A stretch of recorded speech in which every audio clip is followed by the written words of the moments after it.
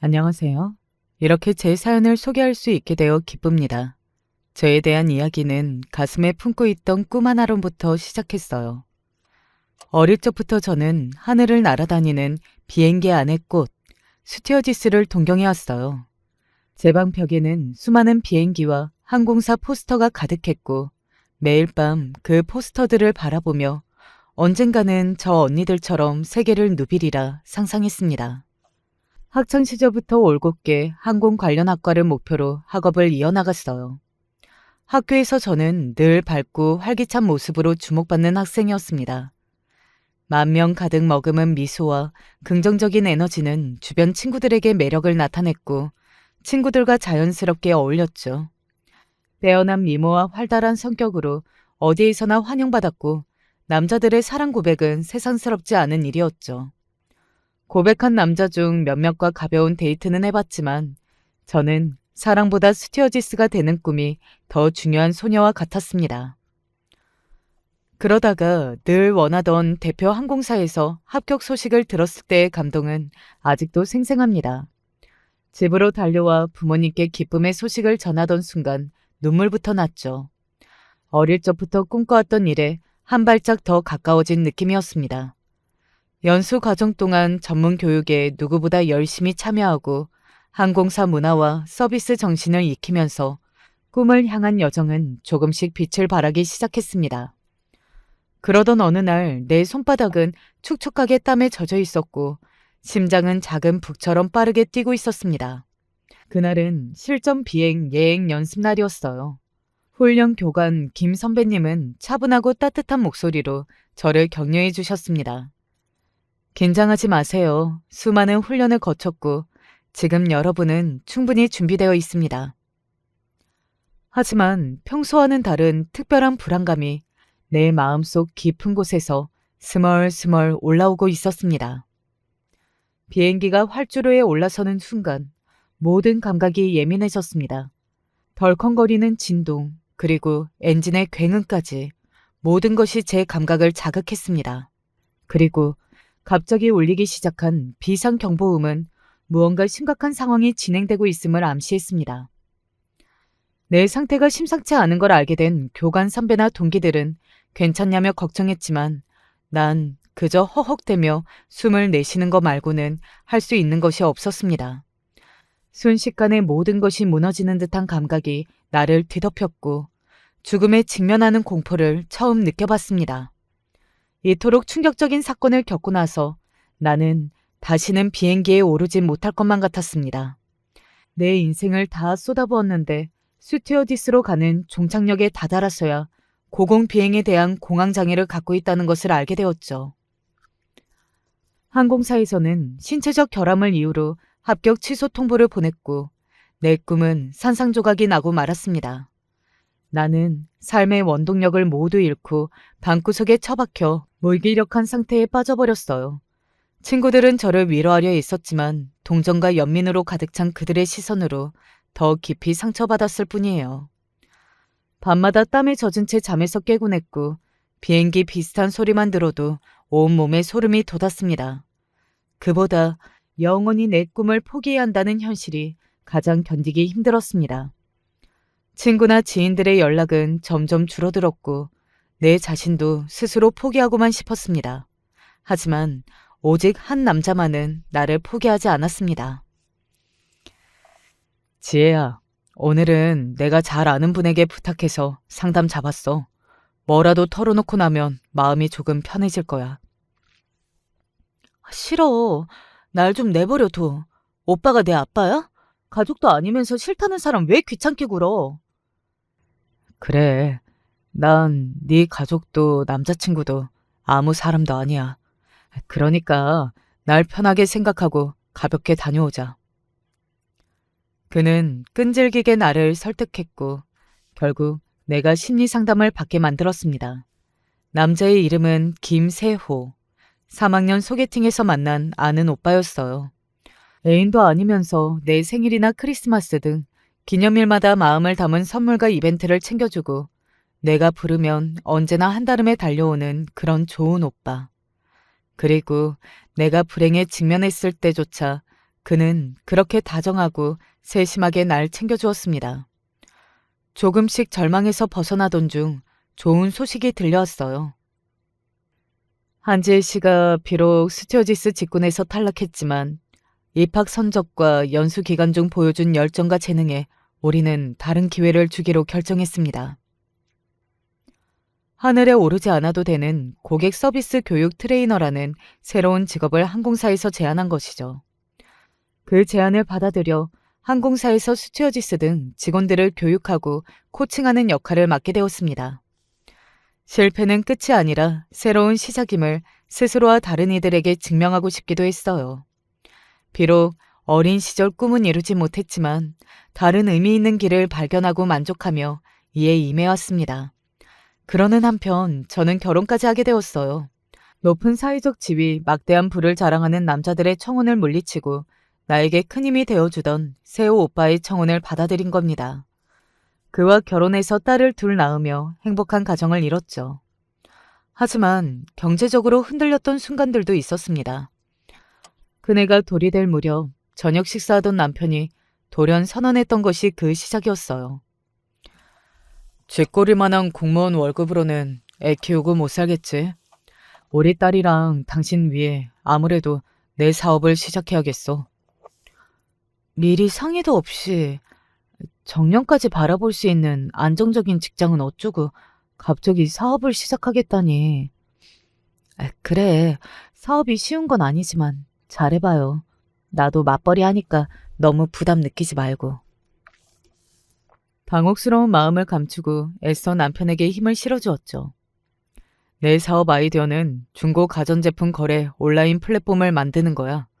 최근 경기가 안 좋아서 많은 사람들이 새 제품 대신 저렴한 가전제품을 찾고 있다는 것을 정확하게 파악했거든.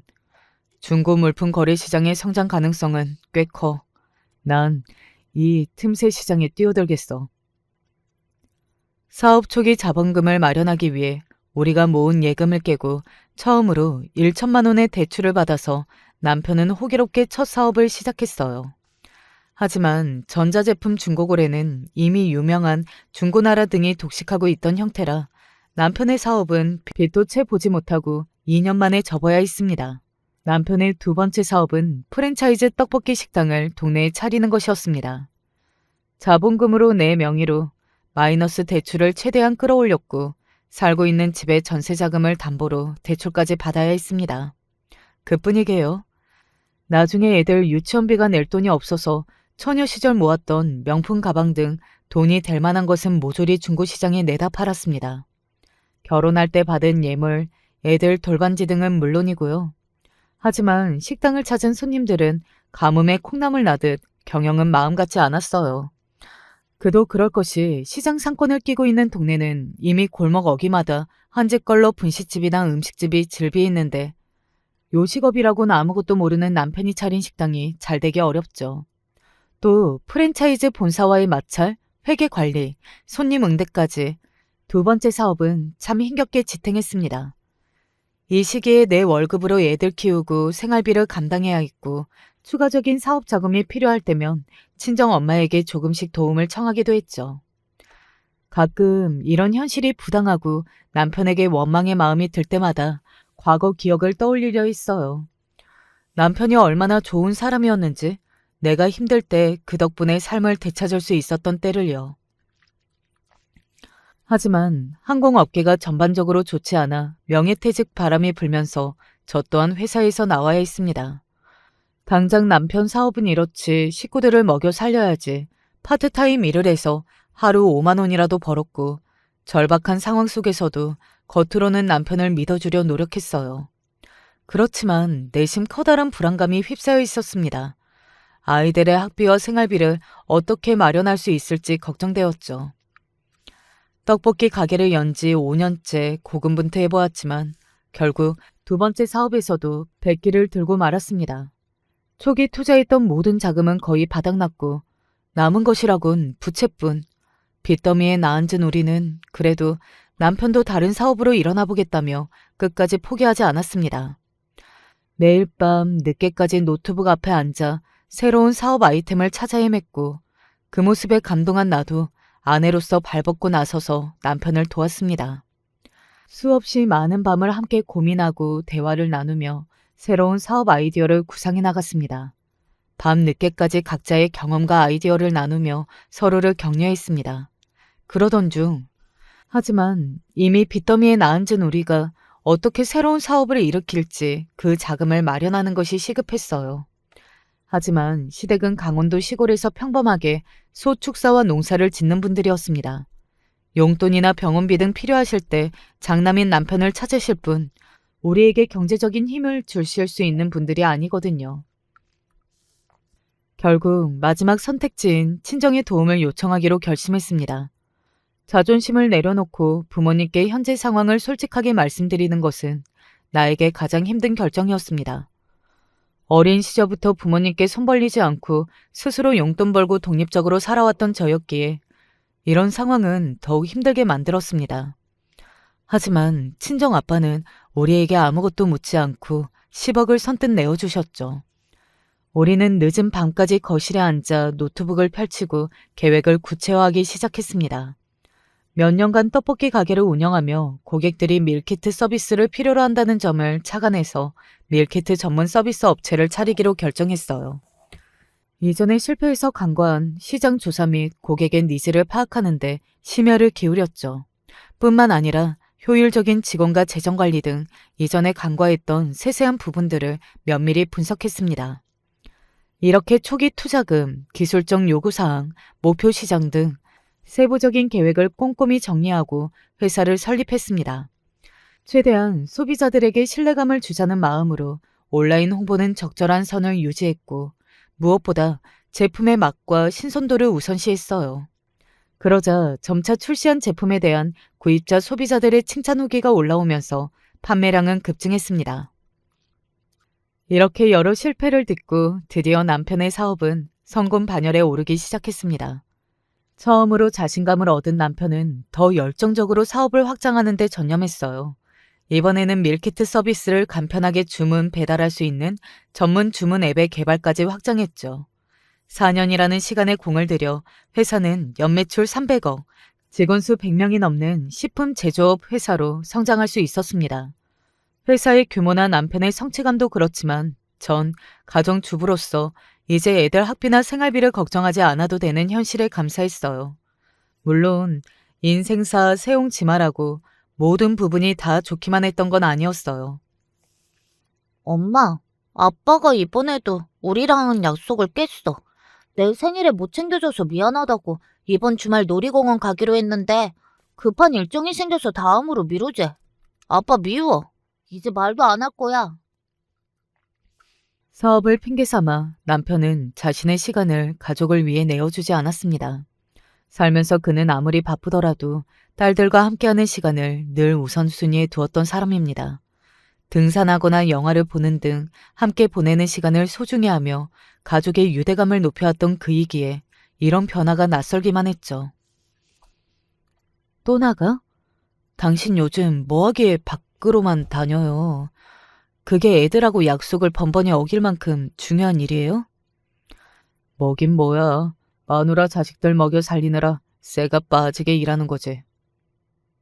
당신 변한 거 알아? 사람이 돈 앞에 바뀐다고 초심 잊지 말아요. 가족 덕에 당신이 이렇게 성공했다는 거 잊지 말라고요. 아, 당신의 대단하신 친정 은혜 입었다는 얘기하고 싶어서 아침부터 잔소리야? 이번 해외 수출 상황만 안정권에 들어봐. 장인어른한테 10억의 이자까지 쳐서 돌려줄 테니까. 그러니까 빚쟁이처럼 길 막고 서 있지 말고 나와봐. 빨리 나가봐야 돼. 그리고 문득 거울 속에 비친 변해버린 내 모습을 보며 가슴이 저며왔습니다. 두툼하게 잡히는 살집, 언제 손질했는지 모르게 부스스한 머리, 잔주름과 모공이 보이는 축 늘어진 피부. 내가 남편이라도 이런 아내를 집에서 보면 밖에 다른 여자들에게 눈이 돌아가겠지. 자식 낳고 직장 다니며 사는 동안 스스로 가꾸고 돌볼 여력이 없었습니다. 물론 핑계일 수 있겠지만요. 요즘은 유부녀라고 해도 날씬하고 피부관리 잘 된 여자들이 많이 보이니까요. 하지만 3만 원짜리 화장품 살 때 손 떨려하며 아끼고 버둥대고 살아온 저는 이제 미모의 스튜어디스 지망생 모습은 온데간데 없이 사라졌습니다. 남편은 늘 내 기분 상하지 않게 말조심하는 성격이고 내가 최고라고 하던 사람인데 몇 번인가 나에게 불만을 토로했죠. 아무리 아줌마 다 되었다지만 가끔 당신 보고 깜짝 놀랜다고. 내가 좋아했던 퀸카 한지에 맞아? 뭐 잔뜩 묻은 그 옷이나 갈아입어. 냄새 난다고. 나는 이제 느낄 수 있었습니다. 다정하던 남편이 변해버렸다는 걸.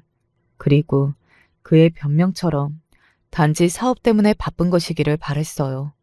하지만 여자의, 특히 마누라의 촉은 무시할 수 없는 법이죠. 남편은 이전과는 다르게 휴대폰을 확인할 때마다 내가 보지 못하게 화면을 재빨리 돌리거나 다른 방으로 피했습니다. 남편을 믿고 싶었지만 내면 깊숙이 무언가 잘못되고 있다는 불길한 예감이 엄습해왔습니다. 어느 평범한 저녁, 불길한 예감은 현실로 다가왔습니다. 엄마, 인스타 안 하죠? 아빠 인스타 사진을 우연히 발견했는데 나랑 놀이공원 약속 깨고 회사에 간 아빠가 왜 가평에 가 있는 거예요? 딸이 보여준 사진 속 내 남편의 옆에는 젊고 매력적인 이서연 비서와 팔짱을 끼고 가평역 앞에서 활짝 웃고 있었습니다. 더 찾아보니 꽤 자주 둘은 함께 맛집, 식당, 해변 등 여러 장소를 다니며 시간을 보냈고 매우 친밀한 관계로 보였어요. 모르는 사람이 보면 둘이 연인 관계라고 볼 수 있을 정도로 말이죠. 당장 이 사진을 들이밀면서 남편에게 추궁한다면 오리발을 내밀 것이 뻔했어요. 남편이 퇴근해서 깊은 잠이 든 새벽녘 혼자 일어나 남편의 휴대폰을 열어 증거를 확인하려 했습니다. 하지만 그의 휴대폰은 비밀번호 잠금이 되어 있었고 풀기 위해 생각나는 번호를 무작위로 입력하기를 반복. 30분 뒤에야 드디어 해제할 수 있었어요. 떨리는 손으로 그의 문자 메시지, 통화 내역, 카카오톡 등을 뒤지고 드디어 발견했습니다. 헤어지고 혼자 있는 밤이 무서워. 당신의 품이 그리워요. 내 마음은 오직 서연이 너뿐이야. 나를 올가매는 마누라와 하루빨리 이혼을 서둘러야겠군. 아까 호텔에서 당신의 격한 몸짓, 체온, 모든 게 기억나. 당장 여기로 와줘요. 3분 뒤 회사 보안에 문제가 생겼다고 나한테 전화해. 그걸로 아내 속이고 네 오피스텔로 갈 테니 내가 좋아하는 그 속옷 입고 기다려. 더 이상 기억해내고 여기에 쓰는 게 고역인 추잡한 불륜 남녀의 대화였습니다. 남편이 회사 보안을 핑계로 한밤중에 떠나던 날도 기억이 나더군요. 네, 자존심이 구겨지고 고통스러웠지만 지금의 현실을 인정할 수밖에 없었죠. 내 남편은 제대로 바람이 난 것입니다. 내면에서는 분노와 배신감, 슬픔이 격렬하게 충돌하고 앞으로 어떻게 해야 할지 갈피를 잡지 못했습니다. 그렇지만 나에게 가장 중요한 것은 여자로서의 자존심, 남편의 애정이 아니라 내 딸들과 온전한 가정을 지켜내는 것입니다. 그리고 긴 고난의 시간을 견디고 드디어 회사를 이만큼 키웠는데 그 사모님 자리를 고작 비서에게 바칠 수는 없는 노릇이니까요. 나는 이 비서를 따로 만나기로 결심했고 회사에 전화해서 현재 사장님과 이 비서의 위치를 문의했습니다. 직원이 알려준 삼성역 상공회의소에 도착해서 기다리다가 저 멀리 두 사람이 보였습니다. 엘리베이터에 탑승하기 전 비서가 남편의 셔츠깃을 손수 고쳐주는 모습은 마치 연인이나 부부와 같았습니다. 떨리는 심장을 진정시키려 애쓰면서도 그들의 모습을 유심히 관찰했고 기다렸습니다. 남편 혼자 회의실에 들어가고 비서는 따로 나와 근처 카페에 들어가는 것을 보고 나 역시 그녀를 따라갔습니다. 커피 한 잔 시켜놓고 의자에 기대어 앉아 휴대폰을 만지작거리는 이 비서의 맞은편 의자에 앉았습니다. 그녀는 나를 보고 흠칫 놀라서 고쳐 앉더군요. 사모님, 어떻게 여기에 오셨어요? 약속이 있으셨나 봐요? 무슨 말을 해야 할지 머릿속은 온갖 복잡한 생각들로 가득 찼어요. 감정이 시키는 대로 저 여자에게 환멸과 수치심을 안겨줄 방법이 수십 가지 떠올랐지만 나 자신의 존엄성을 지키고 싶어서 억눌렀습니다. 아니, 이비서랑 개인적인 얘기를 하고 싶어서 직접 찾아왔어. 나는 다 알고 왔으니까 서로 힘 빼지 말고 요점만 얘기하지. 사장님에게 오늘 바로 고해. 이비서가 사직하겠다고.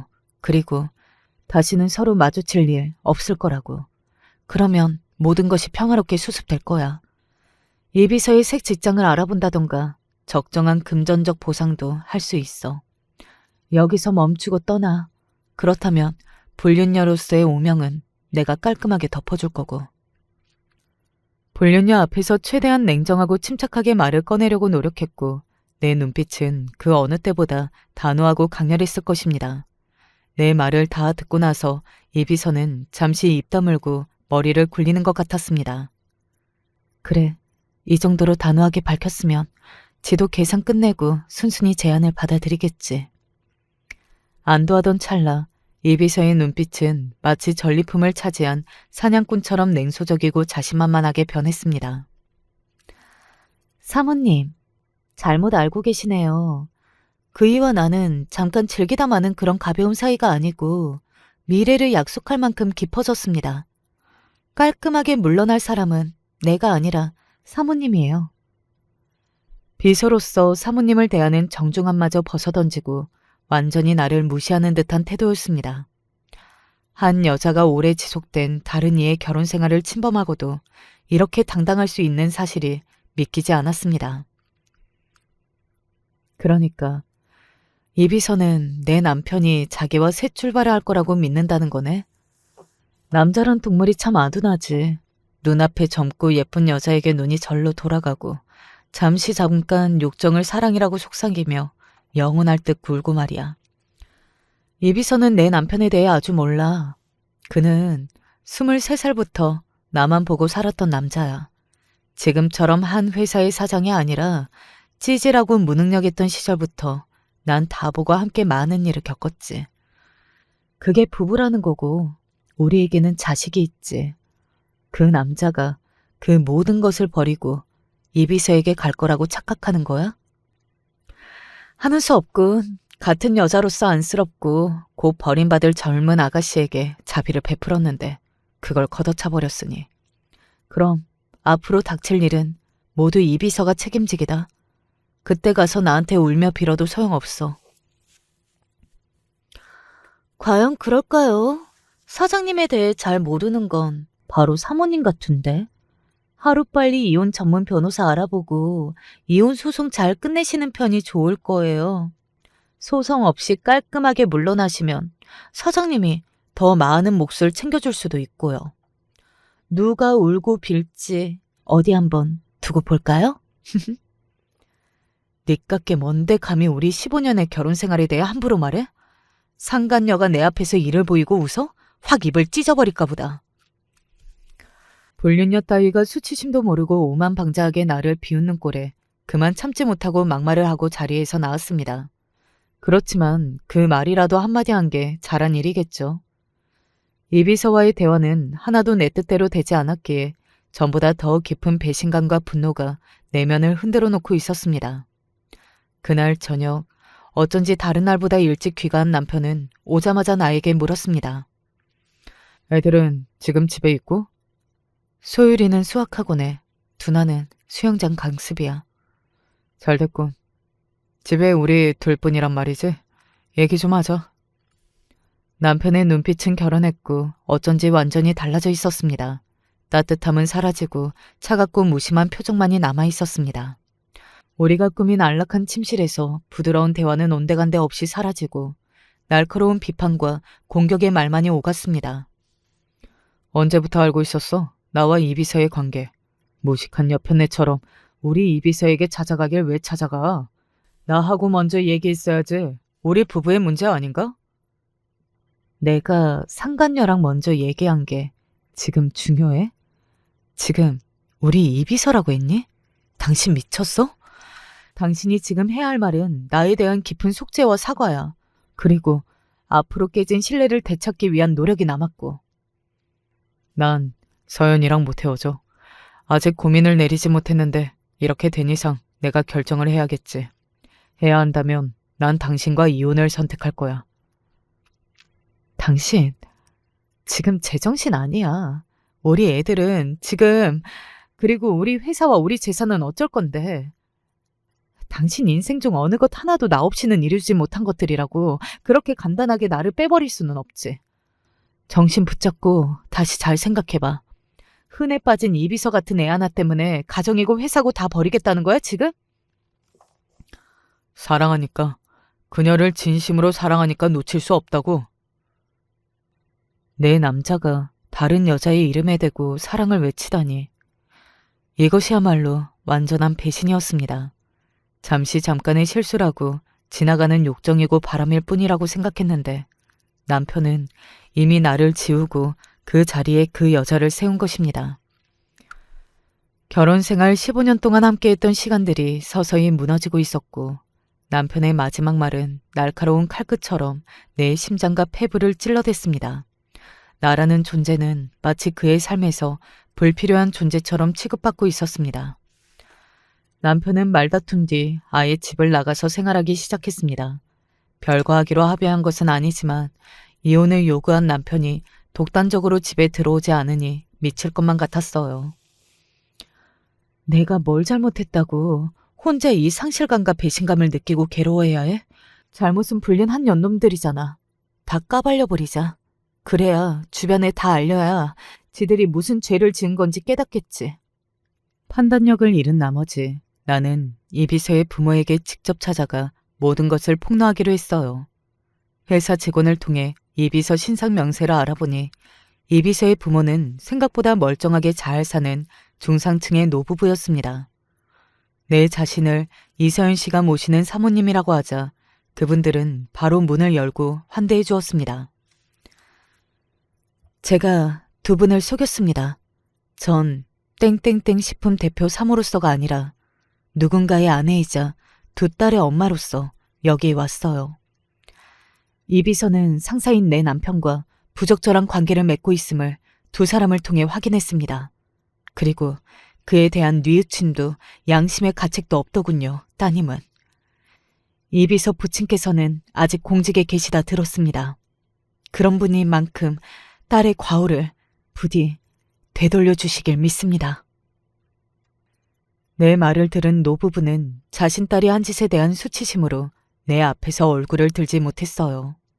두 분께 못할 짓을 했다는 걸 알지만 막다른 길에 다다른 나로서는 이 길이 최선이라고 여겼습니다. 우리 딸이 그런 부도덕한 일을 하고 있으리라고는 미처 몰랐습니다. 아내와 나는 이 얘기를 듣고 몹시 충격이 크고 지금 뭐라 말씀드리기 어렵네요. 사모님 얘기는 충분히 알아들었으니 남은 이야기는 제 딸과 가능한 그 아이를 잘 설득해 볼 테니 이만 돌아가 주세요. 이비선의 집에 나오면서 오길 잘했다는 생각과 이제 모든 일을 바로 잡을 수 있겠다는 희망을 품고 집으로 오는 길이었습니다. 하지만 집에 돌아왔을 때 눈이 뒤집혀 있는 남편과 조우할 수 있었어요. 너 지금 어디 다녀오는 길이야? 서연이 얘기가 사실이야? 너 서연이 부모님 만나고 왔어? 네가 뭔데? 20대 나만 바라보고 지고지순한 사랑을 보여준 그리고 따뜻하고 믿음직하던 내 남편의 모습은 어디서도 볼 수 없었습니다. 분노로 이성을 잃고 말을 마구잡이로 내뱉는 하찮은 중년 남자가 거기 있을 뿐이었죠. 그건 맞는데 일단 진정해요. 여기 우리 애들 다 듣고 있는 집에서 이렇게 목소리 높일 거예요? 네가 먼저 선을 넘었잖아. 난 분명히 밝혔어. 최대한 깔끔하게 갈라서고 그러면 재산 분할? 그런 것도 잘 해줄 용의가 있었다고. 그런데 네가 서연이 부모에게 모욕을 주고 내 얼굴에 먹칠을 했어. 결혼 생활이 장난이니? 네가 나한테 재산 분할을 해줘? 나랑 우리 부모님 도움 없이 당신 혼자 힘으로 그 회사 재산 이룰 수 있다고 착각해? 우리 결혼 생활의 끝은 내가 정해. 다른 년이랑 몸 섞인 추잡한 네가 아니라 충실하고 정숙한 내가 결정할 거라고. 그냥 갈라서자고. 넌 벨도 없냐? 이미 정 떨어지고 마음 멀어진 지 오랜 남자 껍데기만 잡고 살고 싶다는 거야? 그렇다면 넌 그저 집착에 찌든 여편내거나 그도 아니면 내 앞길 우리 사랑 맞겠다는 심보밖에 안 되지. 안 그래? 당신은 지금 잠깐 미친 거야. 그래, 남자들이 사회적 성공을 거두고 다 내 세상 같은 자만심에 잠깐 눈 뒤집고 한다더라.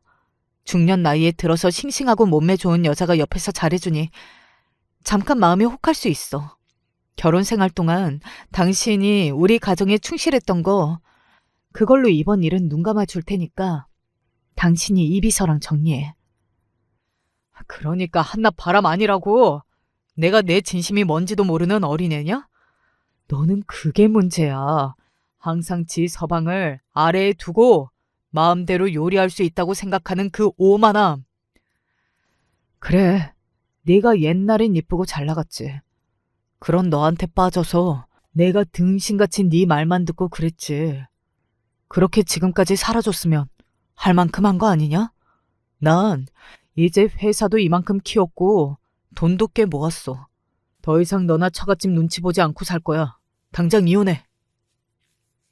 그래, 나 좋다던 대단한 남자들 물리치고 찌질한 당신 선택해줬던 시절 생각해봐.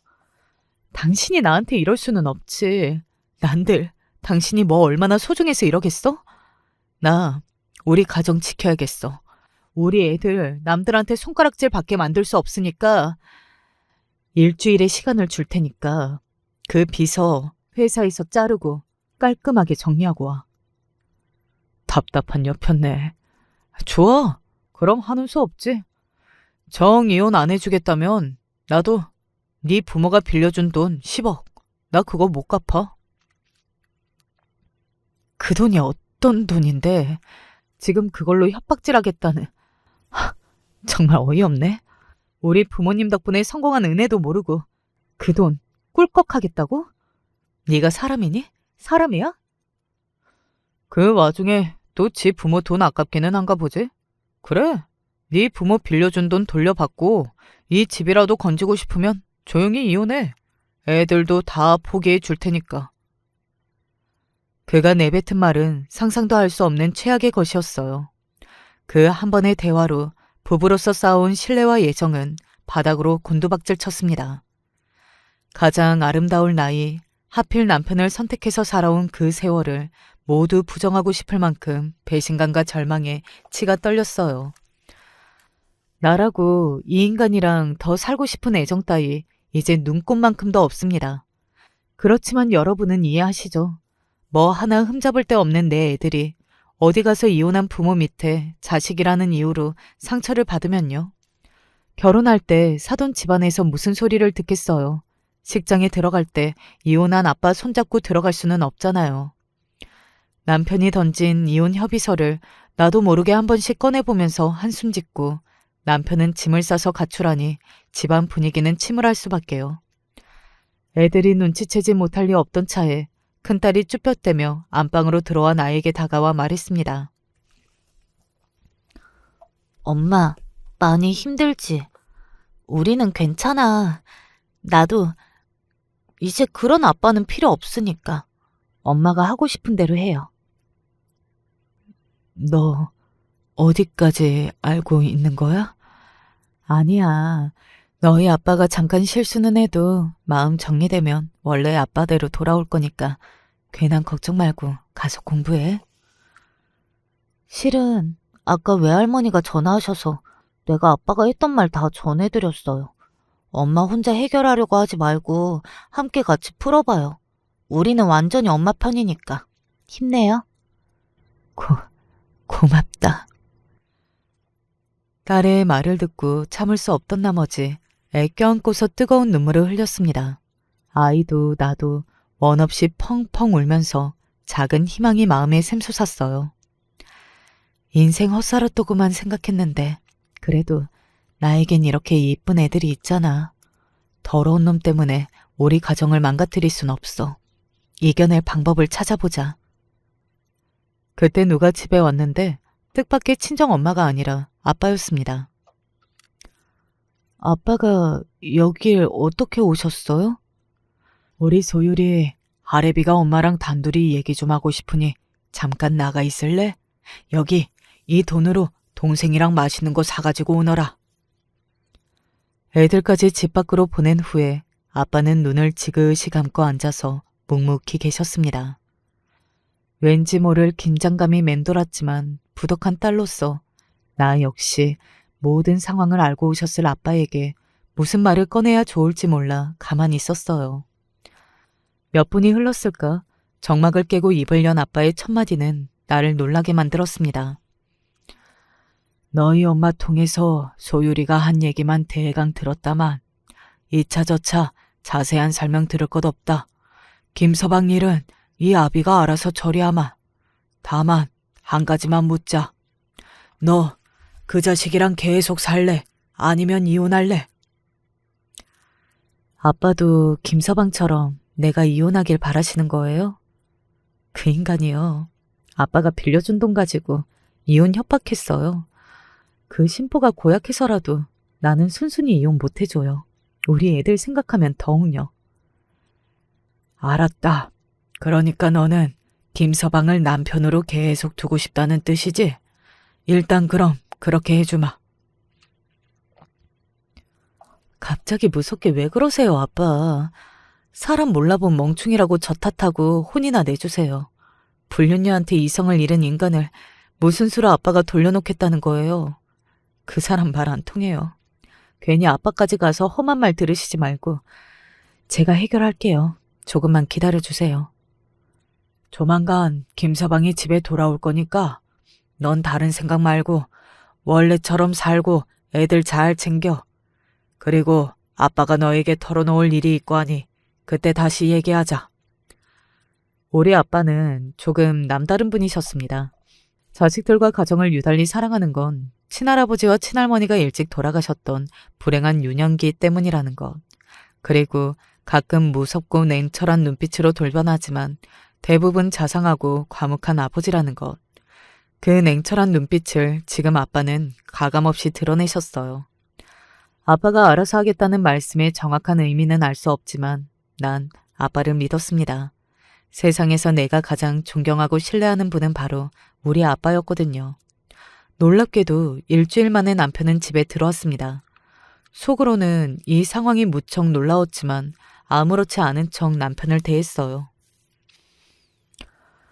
당신 아버지 정말 무서운 분이더군. 알고 있었어? 장인어른 국정원 출신이었다는 거. 그게 무슨 말이야? 우리 아빠는 군수 물자 관련 일반 회사원이셨어. 내가 서연이 버리고 마음이 바뀌어서 집에 돌아온 줄 알아? 그동안 당신 아버지 때문에 생각지 못한 험한 일을 당했다고. 반쯤 협박당해서 당분간 여기에서 사는 거니까 착각하지 마. 일주일간 남편에게 벌어졌던 일을 듣고 나는 경악을 금치 못했습니다. 바로 일주일 전 남편의 출근 차량을 한 승합차가 막아섰는데 거기서 흉악해 보이는 깡패 집단이 우르르 내려서 남편을 승합차에 싣고 어디론가 갔다고 합니다. 쥐도 새도 모르게 죽여도 아무도 모를 그런 건설 현장 공터에 끌려간 남편은 두려움에 떨고 있는데 깡패 집단의 보스가 남편 앞에 나타났대요. 그쪽 이름이 김세호? 맞나? 네네, 맞습니다.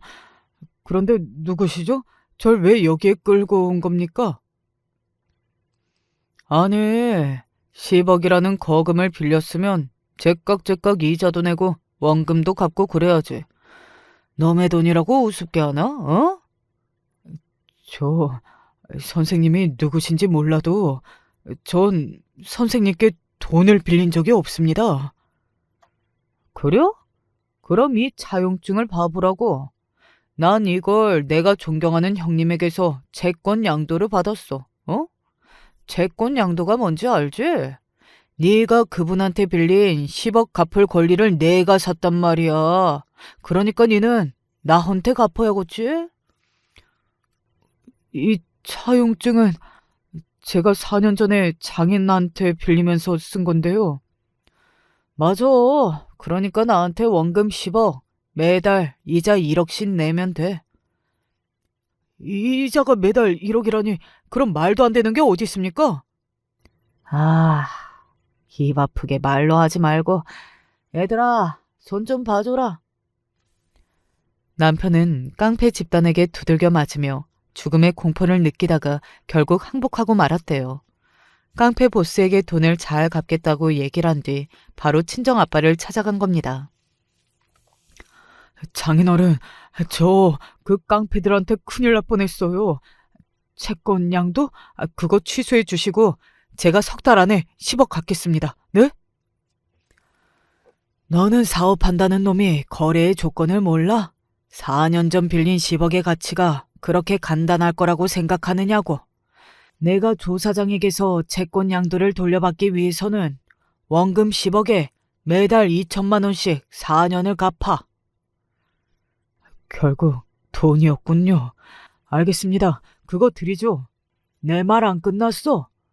네가 아랫돌이 간수 못한 죄로 내 딸이 고통받고 있다지. 당장 집으로 돌아오고 그 비서랑 관계를 끊어. 한 달 줄게. 이 조건까지 지키지 않으면 난 조사장에게 더 하라고 부추길 거야. 내가 못할 것 같은가? 도대체 장인어른 왜 이렇게 변하셨어요? 그리고 그런 깡패 새끼를 어떻게 알고 그 사람이 장인어른을 형님으로 모시냐고요? 내가 그 자식을 한번 구해줬거든. 나 국정원에서 일했었어. 오늘 네가 당한 일, 겁박당한 건 아무것도 아니야. 아무것도. 그 10배, 100배 되는 일도 난 가능해. 네가 앞으로 어떻게 하느냐에 달려있는데 궁금하면 너 하던 대로 살아봐. 남편은 아빠의 다른 면모를 보고 그 한마디 한마디에 오금이 저릴 듯 무서웠다고 합니다. 정말 바지에 지릴 뻔했다고요. 고민하던 끝에 일단 살고 보자는 심정으로 이 비서를 다른 부서로 전배 보내고 자신은 집으로 돌아온 것입니다. 아빠의 진짜 직업, 그리고 그분의 감춰진 모습을 알고 놀랐지만 그보다 고마웠습니다. 아빠, 김서방은 일단 집에 잘 왔어요. 하지만 그의 마음은 아직 다른 여자에게 있겠죠. 아빠의 비밀 저도 잘 지킬게요. 그리고 고마워요. 그래, 너희 엄마와 동생에게는 비밀로 부탁한다. 그리고 아직 아빠의 작업은 끝나지 않았어. 아빠와 문자를 주고받으며 앞으로 어떻게 될 것인지 궁금하면서 한숨을 내쉬었습니다. 집으로 돌아왔다지만 남편의 바람은 끝난 것이 아니었죠. 각방을 쓰는 우리는 여전히 냉랭한 관계를 유지했고 남편과 이 비서와의 관계가 유지되고 있다는 것은 충분히 알 수 있었거든요. 아이씨, 다 죽여버리겠어. 어느 날 남편의 단발마 비명소리와 더불어 급하게 집 밖을 나서는 걸 목격하고 말았습니다. 그리고 문이 활짝 열린 남편의 서재에 들어가 보니 책상 위에 나뒹구는 여러 사진이 보았죠. 사진에는 이비서와 묘령의 젊은 남자가 함께 호텔에 들어가는 것이며 키스하는 것이며 낯뜨거운 장면 일색이었습니다. 내가 봐도 놀라운데 자칭 절대 사랑이라던 남편이 보고 어땠을지 충분히 짐작되었어요. 네가 사랑이라 믿던 여자가 창년같이 노는 걸 보니 기분이 어떠니? 갈기갈기 찢어지는 심정과 배신감을 당신도 어디 느껴봐. 그렇게 통쾌하고 시원할 수가 없었습니다. 하지만 이 비서 그 여자 참 맹랑하고 요망도 하네요. 자기 사장을 꼬셔서 대놓고 사모님 자리를 노리더니 이렇게 뒤로는 다른 남자와 양다리를 걸치며 즐기고 있었다니. 뛰쳐나갔던 남편은 정확히 24시간 뒤에 집에 돌아와서 내 앞에 무릎을 꿇었습니다. 당신 말대로 내가 정말 미쳤었나 봐. 당신 발끝에도 못 미치는 년이 뭐가 좋다고 흘려서 당신에게 배신감을 안겨주다니.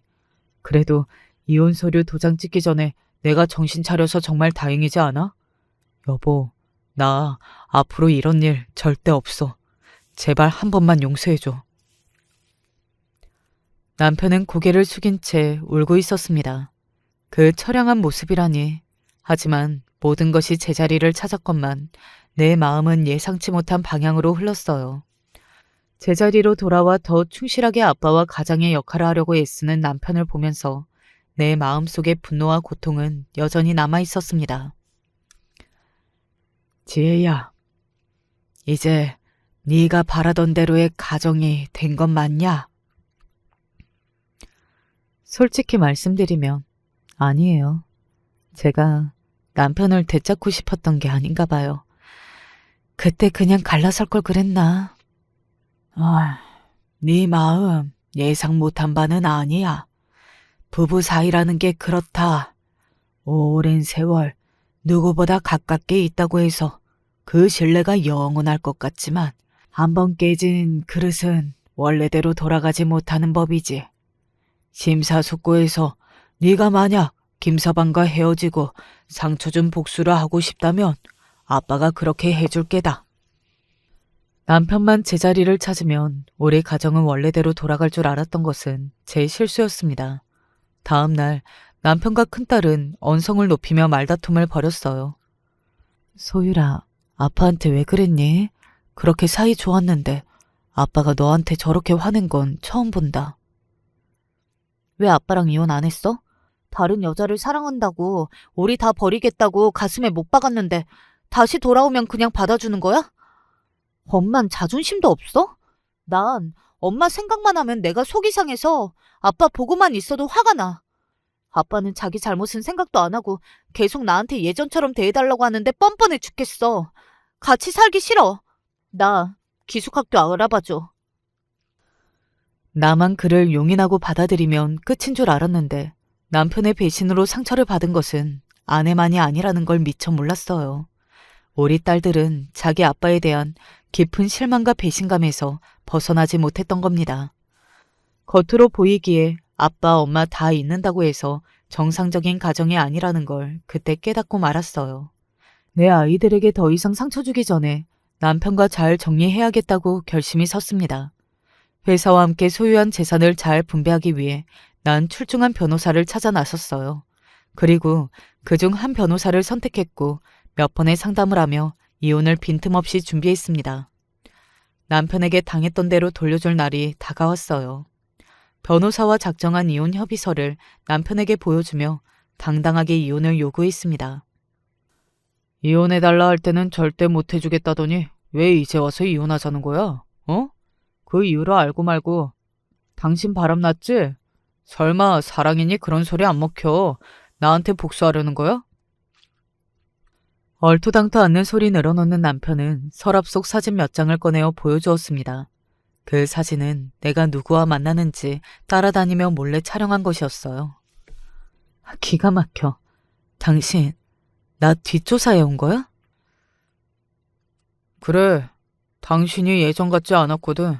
절대 헤어지지 못할 만큼 날 사랑하면서 막상 내가 돌아오니 남처럼 굴었지. 아, 이 여자도 다른 남자가 생겼구나 생각하고 사람을 붙였는데 막상 결정적인 건 못 찍어왔더라고. 그래서 상대가 누구야? 여기 이 변호사야? 먼 눈에는 뭐만 보인다고. 내가 너처럼 바람이나 피우는 종자인 줄 아니? 우리 이혼의 사유는 전적으로 당신이야. 가정을 버리겠다고 말을 한 순간 애들도 나도 이미 당신에 대한 믿음도 애정도 다 사라져버렸거든.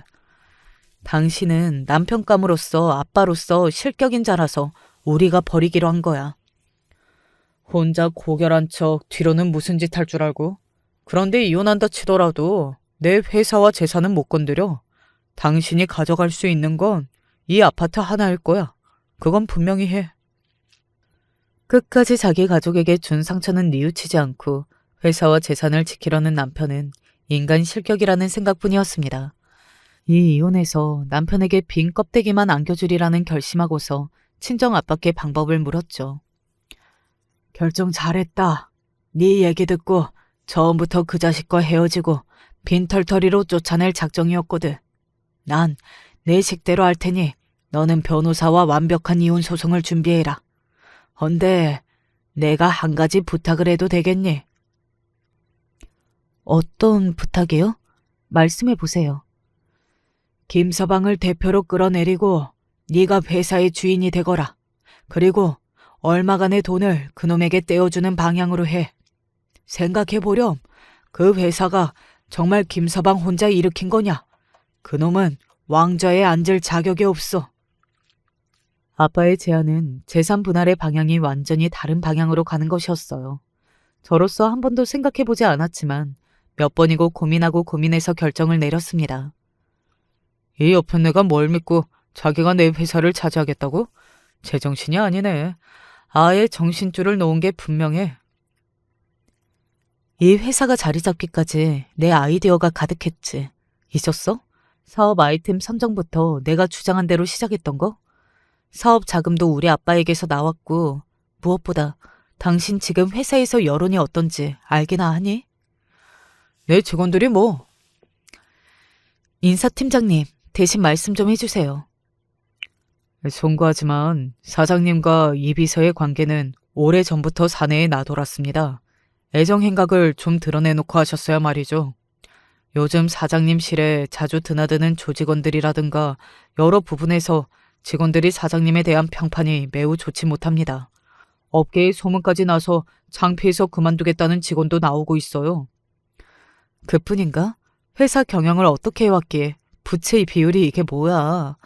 혼자 알아서 하겠다고 내가 손을 뗀 뒤로 회사는 눈에 띄게 나빠졌지. 김 대표 당신은 여러모로 깜냥이 안 되네.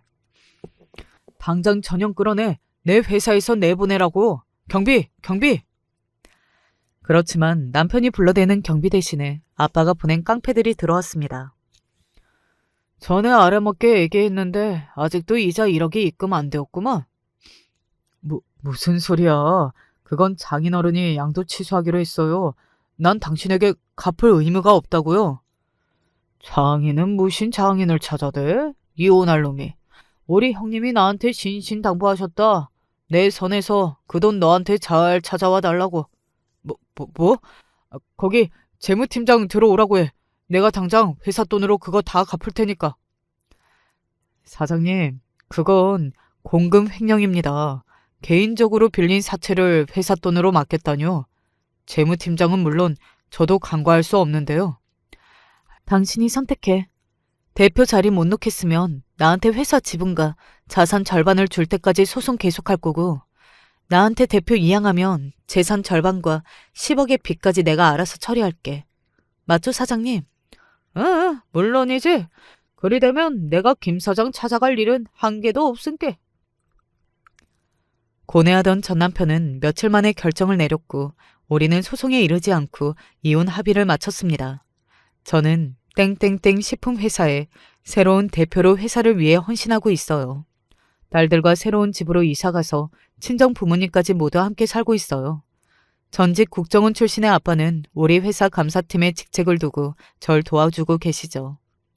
모든 일이 마무리된 뒤 아빠가 고백한 전 남편에 대한 재밌는 이야기 해드릴까요? 전 남편이 배신당했다고 했던 이비서의 양다리 사진 있죠? 그건 아빠가 사기꾼 제비를 한 명 씹어넣고 이비서를 꼬셔서 둘이 잠깐 그랬던 거랍니다. 하지만 그 일로 남편과 이비서의 관계는 산산조각이 나버렸죠. 또 이비서의 부친을 조사해보니 불륜으로 사생아가 있었고 뇌물수수의 혐의도 발견되어 이를 그분 다니는 부처에 폭로하셨대요.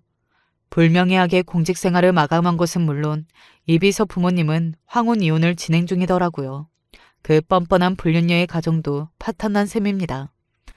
그에 비해 전 남편에 대한 복수가 너무 약한 것 아니냐고요. 외면적으로는 돈 많은 이혼남이 되었지만 사실 외롭고 고독한 인생이지 않을까요? 딸들은 아빠와 만나는 것조차 거부해서 그의 후회는 몹시 깊을 것이라고 생각합니다. 자신을 사랑해주는 사람이 없는 인생보다 돈이 없더라도 내 가족이 든든하게 있는 편이 낫다고 믿는 사람이라서요. 뒤늦게 여러분께 고백하거니와 제 글에 나온 이름은 모두 가명이었어요. 그래도 한 회사의 대표인데 이런 구질구질한 사연이 있다는 게 직원들에게 드러나면 당당하게 있기 좀 어려울 것 같았거든요.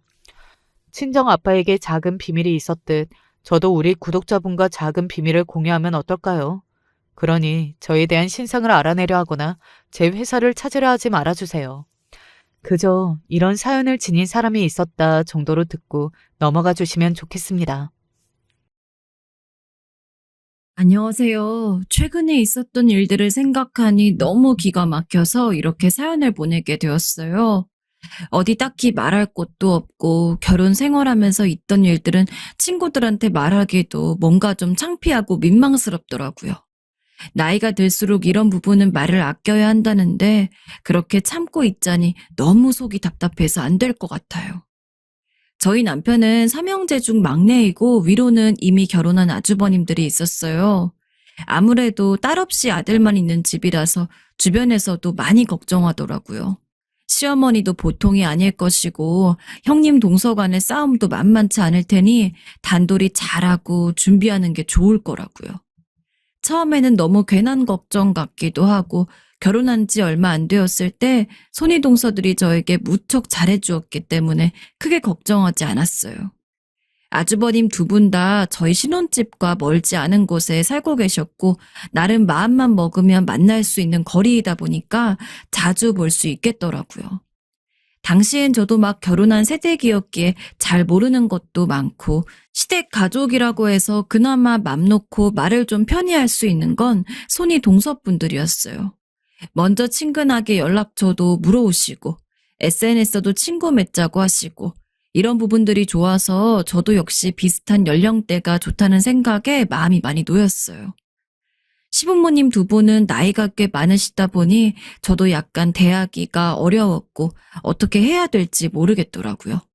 하지만 두 분에 대한 인상 역시 기본적으로 좋았어요. 상견례 때 만나 뵈었을 때도 저희 친정 아빠가 안 계신데 그 부분에 대해서 참 안쓰럽게 생각하시고 잘해주시더라고요. 우리 유진이는 사돈께서 여자 혼자 참 열심히 키우셨군요. 딸 이렇게 귀하게 키우셨는데 저희 아들을 사위로 맞아주시다니 많이 고민하셨겠어요. 아무쪼록 저희 아들 잘 부탁드립니다.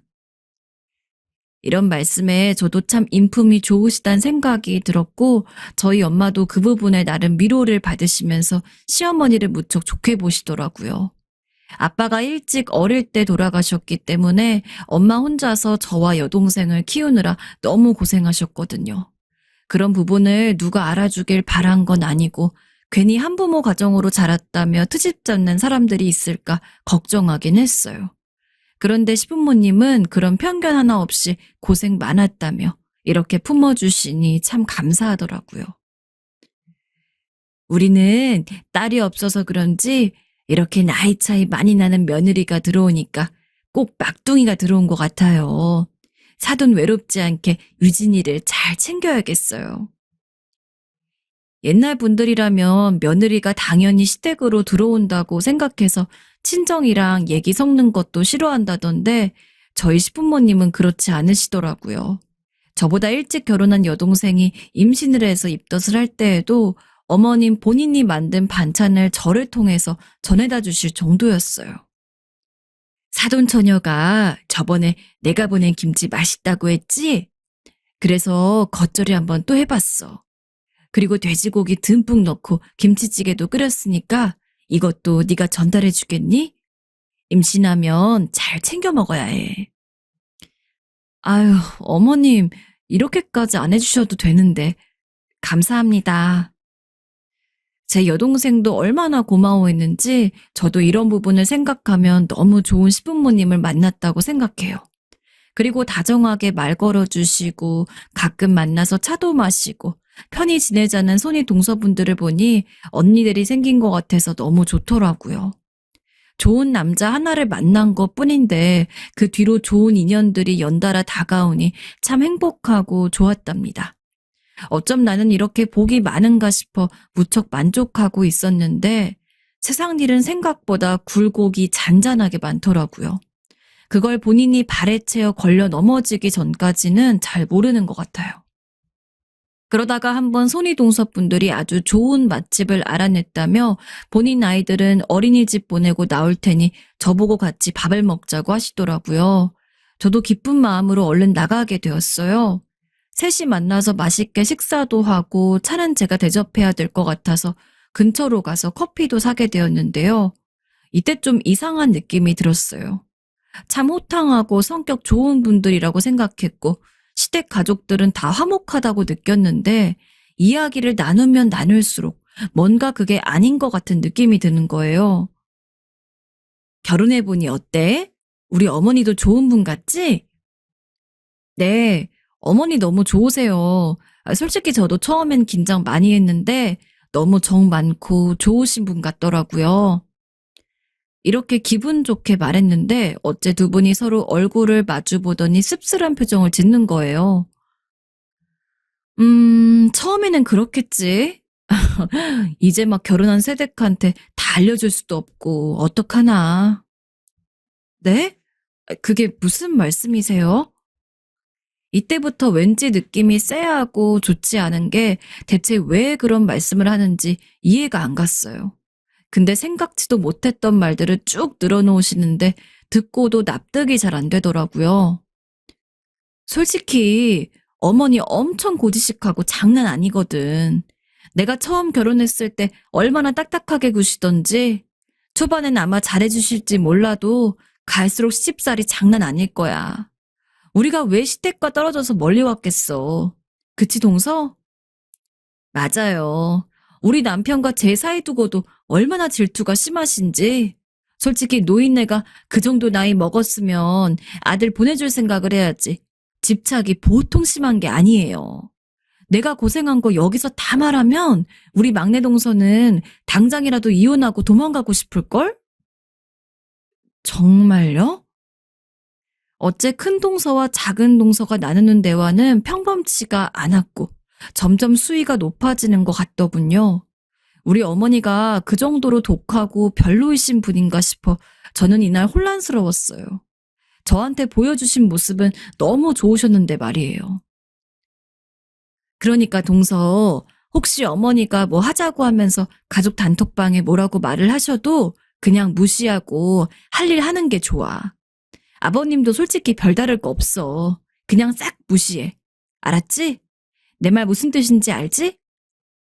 아, 네. 대체 뭐 때문에 그렇게까지 어른들에게 해야 하는지 잘 이해가 안 가고 제가 겪었던 두 분들의 모습과는 상상이 안 되어서 쉽게 대답하기 힘들더라고요. 동서가 아직 안 겪어봐서 실감이 안 날 텐데 느끼고 난 이후에는 이미 늦어. 노인네들이 보통 고집세고 막무가내가 아니라고. 우리랑 사이 안 좋으니까 아마 동서시켜서 다시 집안 분위기 뭉치게 하고 가족들끼리 뭐 좀 하려고 할 거야. 근데 그런 거에 휘말리면 절대 안 돼. 그 순간부터 늪에 빠지는 거라고. 일단은 저는 알겠다고 내내하긴 했고 그날 집으로 돌아오는 게 너무 머릿속이 복잡해서 친정 엄마에게 전화해서 물어봤어요. 근데 엄마의 말을 들으니 제 결심은 더 굳건해지더군요. 누가 뭐라고 하던 그건 그 사람들과의 관계야. 유진이 너랑 시부모님 사이는 나쁘지 않잖아. 그럼 굳이 남의 말 듣지 않고 너는 너대로 할 도리를 해. 아직 너는 너네 손이동서들도 시부모님만큼 어떤 사람들인지 잘 모르잖아. 근데 정말 그 말이 맞더라고요.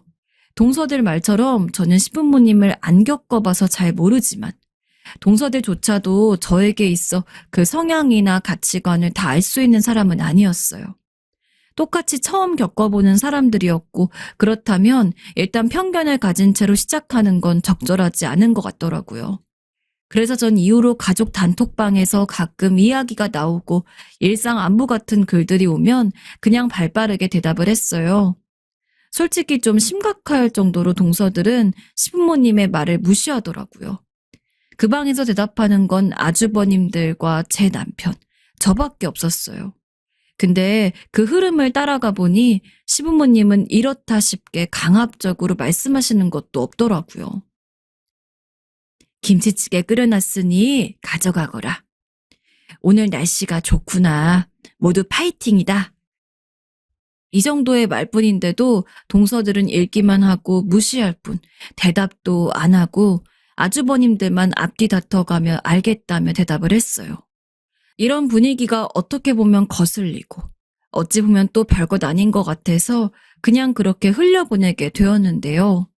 그런데 어느 날 저와 동서들의 단톡방이 만들어지더니 거기서 갑자기 약속을 잡으시더라고요. 오랜만에 또 만나서 밥이나 먹자고 하시기에 저도 그날 일정이 딱히 없기도 하고 해서 일단은 나가게 되었는데 그날은 왠지 나가는 날부터 느낌이 좋지 않더라고요. 우리는 오늘 애들 픽업 때문에 좀 바빠서 그러는데 동서가 이쪽으로 올래? 아, 네, 알겠어요. 사실 말은 그렇게 했지만 저도 그때 임신 초기였고 나름 조심해야 하는 시기여서 웬만하면 집에서 그냥 편히 다닐 수 있는 곳이 좋았어요. 그런데 저렇게 말씀하시니 제 사정만 말하기도 좀 그래서 어쩔 수 없이 버스를 타고 가게 되었는데요. 하지만 도착해보니 두 분은 오시지도 않았고 제가 먼저 자리를 잡고 기다리고 있는데 거의 30분이 지나서 같이 들어오시더라고요. 아, 미안해 동서. 애들 바래다 주고 집 치우다 보니까 이렇게 늦었네. 오느라 고생했어. 얼른 밥 먹자. 약간 기분이 불쾌하긴 했지만 사정을 저리 말하시니 어쩔 수 없었고 그대로 밥을 주문해서 먹는데 이상하게 먹는 내내 표정이 썩 좋아 보이지 않으시더라고요. 아유, 여기 김치가 왜 이렇게 짜? 거기 이모, 새로 좀 갖다 줘요. 이모, 아니 이 집 김치 참 이상하네. 중국산이라 그런가? 소리를 빽빽 지르시면서 짜증을 부리시는 큰동서를 보니 기존에 제가 알던 모습이 아닌 것 같아서 약간 긴장하게 되었어요. 왠지 모르게 눈치를 보며 밥을 먹게 되었고 그렇게 조금은 불편한 식사를 하고 나니 그제서 작은 동서가 입을 여시더라고요. 카페 갈까 했는데 우리가 오늘 시간이 없어서 말이야. 그냥 여기서 할 얘기만 하고 각자 헤어지면 될 것 같아. 무슨 할 얘기가 있다는 건지 이미 앞에서 했던 분위기만 봐도 영 감이 좋지 않아서 전 신경이 쓰였는데요. 그 뒤로 말을 들으면 들을수록 왠지 기분이 나빠지더라고요. 솔직히 두 분이 이런 분들인지 상상도 못했어요. 그렇게 잘해주셨던 분들이 말이에요. 동서, 적당히 잘하는 게 좋다고 했잖아. 왜 자꾸 튀려고 그래? 어머니 말에 꼬박꼬박 대답해주니까 또 노인네 신나가지고 매일 저렇게 괜찮게 별 쓰잘데기 없는 톡이나 남기고 있어. 이거 자기가 책임질 거야? 애 키우고 정신없어 죽겠는데 우리가 매일 시댁 단톡방 알림 울리는 거 보고 있어야겠냐고. 설마 이것 때문에 만나자고 했을 줄은. 이쯤 되니 제가 진짜 크게 대역죄를 저지른 것 같은 느낌이 들어서 할 말을 잃었어요. 자기가 자꾸 그러니까 우리 남편도 내가 뭘 못하는 마냥 눈치 주고 장난이 아니야. 꼭 이렇게 불편하게 해야겠어? 시부모님이랑 잘 지내서 좋을 게 있으면 좋지. 근데 우리 시부모님은 그런 분들이 아니라니까? 근데 왜 자꾸 일을 복잡하게 만들지? 내가 저번에 당부했잖아. 알아듣겠어? 두 분 다 제가 처음 배웠을 때 그렇게 상냥하고 어깨를 토닥이시던 모습과 너무 다른 표정이었고 이거야말로 무섭고 약간 강압적인 느낌이 들어서 할 말이 없더라고요. 거의 저를 쥐잡아 먹을 듯 노려보는데 그 길로 저는 먹고 소화도 제대로 안 된 상태로 집에 돌아오게 되었어요. 기분이 영 좋진 않았지만 이런 상황을 남편에게 말하기도 좀 애매하고 친정 엄마는 제가 잘 살고 있다고 생각하시는데 걱정을 끼쳐드리기 싫더라고요. 그래서 그냥 나름대로 꾹 참고 지내오고 있었는데 이후로 단톡방 분위기가 달라지기 시작했어요. 바로 동서들이 나름의 답을 하게 되었는데 문제는 거기서 매일매일 저의 기분을 상하게 한다는 것이었어요. 한 번은 어머니가 이렇게 남기셨어요. 요즘 대낮에 범죄가 많으니 다들 단돌이 잘해라. 그래서 저는 네, 어머니도 조심하시고요. 좋은 하루 보내세요. 이렇게 보냈는데 평범한 것 아닌가요? 거기에다 큰 동서가 답을 쓰셨는데 어째 영 비꼬는 것 같고 기분이 나쁘더군요.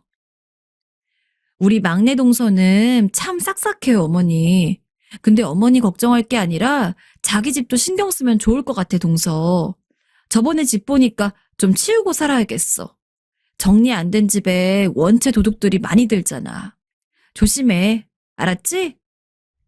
제가 집 정리를 안 하는 편도 아니고 어이가 없더라고요. 이건 걱정하는 것도 아니고 뭣도 아니고 시댁 가족들 앞에서 그저 제가 살림도 제대로 안 하고 산다고 비꼬고 쪽을 주는 것 같더군요. 이전에 정말 딱 한 번 동서들을 저희 집으로 모신 적이 있는데 저도 그때 입 더 심할 때였는데 굳이 우리 집에 와보고 싶다고 하셨어요. 어머니도 저 불편할 거라고 안 오시는데 말이에요. 어쩔 수 없이 아침에 나간 그대로 정리도 안 된 집을 노출하게 되었고, 이걸 제가 신경 쓰니까 두 분 다 저에게 무척 다정하게 말씀하셨거든요.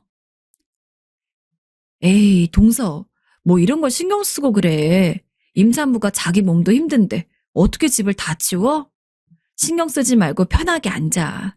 사람 사는 거 다 똑같아. 신경 쓰지 마. 우리는 괜찮으니까. 이렇게 말할 때는 언제고, 그걸 저렇게 가족들 앞에서 노출을 시키면서 빈정거리는 걸 보니 정말 속상하고 사람이 어쩜 저렇게 양면성이 심한 건지 소름이 돋더군요. 이때 기분은 나빴지만 막상 말도 못하고 이후로 가족들끼리 경조사가 있어서 제가 상의하려고 저와 동서들 셋만 있는 단톡방에 글을 남겼는데요. 두 분 다 읽더니 얼마 안 되어 그 방을 나가버리는 게 아니겠어요? 너무 황당해서 바로 전화를 드렸는데도 몇 통이 넘도록 받지 않는 겁니다. 이쯤 되면 시부모님 걱정을 할 게 아니라 동서들의 시집살이를 걱정하는 형편이 된 거 아닌가요? 어쩜 둘 다 말이라도 맞춘 듯 나란하게 제 전화를 다 무시하고 연락을 차단해버리더라고요. 그리고 SNS를 보니 그건 그대로 두었던데 둘이서 여전히 잘만 놀러 다니고 있으면서 저를 따돌리는 것이었어요. 거기다 그중에서 너무 가관인 게시물이 하나 있었는데요. 어머니 생신일 때 두 분은 전혀 제 연락도 안 받아주고 자기들끼리 준비를 하더니 생신 당일날 케이크니 뭐니 휘황찬란하게 생신상 준비를 했더라고요. 그날 저도 나름 일찍 갔는데 두 분이 먼저 와서 하고 있는 바람에 저만 미운 털이 박히게 되었어요. 그때도 어머니 앞에서 저를 얼마나 무시했는지 몰라요. 어머, 동서. 아무리 그래도 그렇지. 시집 오고 첫 시어머니 생신은 며느리가 해야 하는 거야. 이렇게 늦게 오는 게 어딨어? 우리 같은 동서들이 있으니 이렇게 어찌어찌 하는 거지. 다음부턴 그러지 마. 아우, 정말 염치 없게. 네. 아이고, 됐다. 왜 막내에게 그러니? 오죽하면 어머니가 말리실 정도였어요. 사실 저도 나름 이때 어머니가 좋아하시는 반찬도 준비하고 생일 케이크도 가져갔는데 그걸 싹 다 무시하는 손익 동서들 때문에 기분이 팍 상했어요. 그리고 자기네들이 준비해온 걸로만 상을 꽉 채우더니 그걸 사진 찍어서 SNS에 올린 겁니다. 그래놓고 거기다 뭐라고 적어놓은 줄 아시나요? 보자마자 얼마나 짜증이 나던지 임신해서 안 그래도 몸이 무겁고 힘든데 배가 땅땅하게 땡겨오는 게 스트레스 때문에 그런 것 같더군요. 우리 시어머니 생신이라 화려하게 생신상을 준비해 보았어요. 힘들게 나랑 동서 둘이서 준비했는데 눈치 없는 막내 동서는 늦게 와서 얼굴 내밀고 있어서 어이가 없었어요. 우리 어머니는 기껏 막내 며느리 들여놓고 이렇게 대접도 못 받으시고 너무 불쌍하시다. 이렇게 말도 안 되게 적어놓고 그 밑으로는 동서 친구들이 너도 나도 제 욕을 달았더라고요. 근데 거기에는 생각지도 못한 저의 사생활 얘기까지 다 떠벌려져 있어서 이젠 참지 못하고 저도 분노에 다다르게 되었어요. 이런 댓글이 하나 있더라고요. 어머, 그 집 막내 동서 진짜 못됐다. 자기네 시어머니가 친정아빠도 없는 며느리 받아준 거라며. 시집 올 때 해온 것도 없다더니 그럼 잘해야지. 어쩜 그래? 도대체 집안 얘기를 얼마나 떠벌리고 다녔으면 저의 이런 부분까지도 다 알려지게 된 걸까요? 결혼할 때의 혼수 문제며 집안 사정까지 어찌나 자세히 본인 친구들에게 막내 동서인 제 욕을 해놨는지 그 뒤로 달리는 댓글이 열 몇 개였는데 다들 참 세세히도 알고 있더라고요. 전 그 글을 읽고 한동안 옴짝달싹도 못했습니다. 너무 서럽더라고요. 도대체 내가 뭘 잘못했는지, 아이까지 임신한 날 못 잡아먹어서 안달인지 정말 흐르는 눈물을 주체할 수 없었습니다. 그만 전 여기서 폭발하게 되었고 너무 서러워서 남편에게 털어놓게 되었습니다. 자초지종을 다 들은 남편은 너무 황당하고 어이없어 했고 그동안 아무 말 않고 참고 있었던 저를 이해할 수 없다더군요. 아니 여보, 그런 일을 당해놓고 그동안 왜 말을 안 한 거야? 그냥 내가 바보 같아. 나도 내가 왜 말을 못했는지 모르겠어. 아무리 생각해도 이대로 참고 넘어가기는 어렵겠더라고요. 웬만하면 가족들 위해서 저만 참으면 그냥 모든 게 편하게 갈 줄 알았는데 이렇게 지내는 게 정말 맞는지 혼란스러웠어요. 상견례 때와 관련해서 나온 이야기는 남편과 아주버님만 알고 있었고 아마 부부 사이니 아주버님들도 자기 부인에게 이야기를 했을 거예요. 그건 어쩔 수 없다고 생각합니다. 그런데 그런 이야기를 큰동서들은 자기 친구들에게도 신나게 말하고 다니고 저와 SNS 친구라서 저도 볼 수 있는 곳에 저렇게 친구들이 욕을 달아대는데도 그걸 그냥 보고만 있다니요. 이쯤 되면 저를 보통 무시하는 게 아니고 무시 정도가 아니라 아예 괴롭히려고 작정한 거 아닌가요?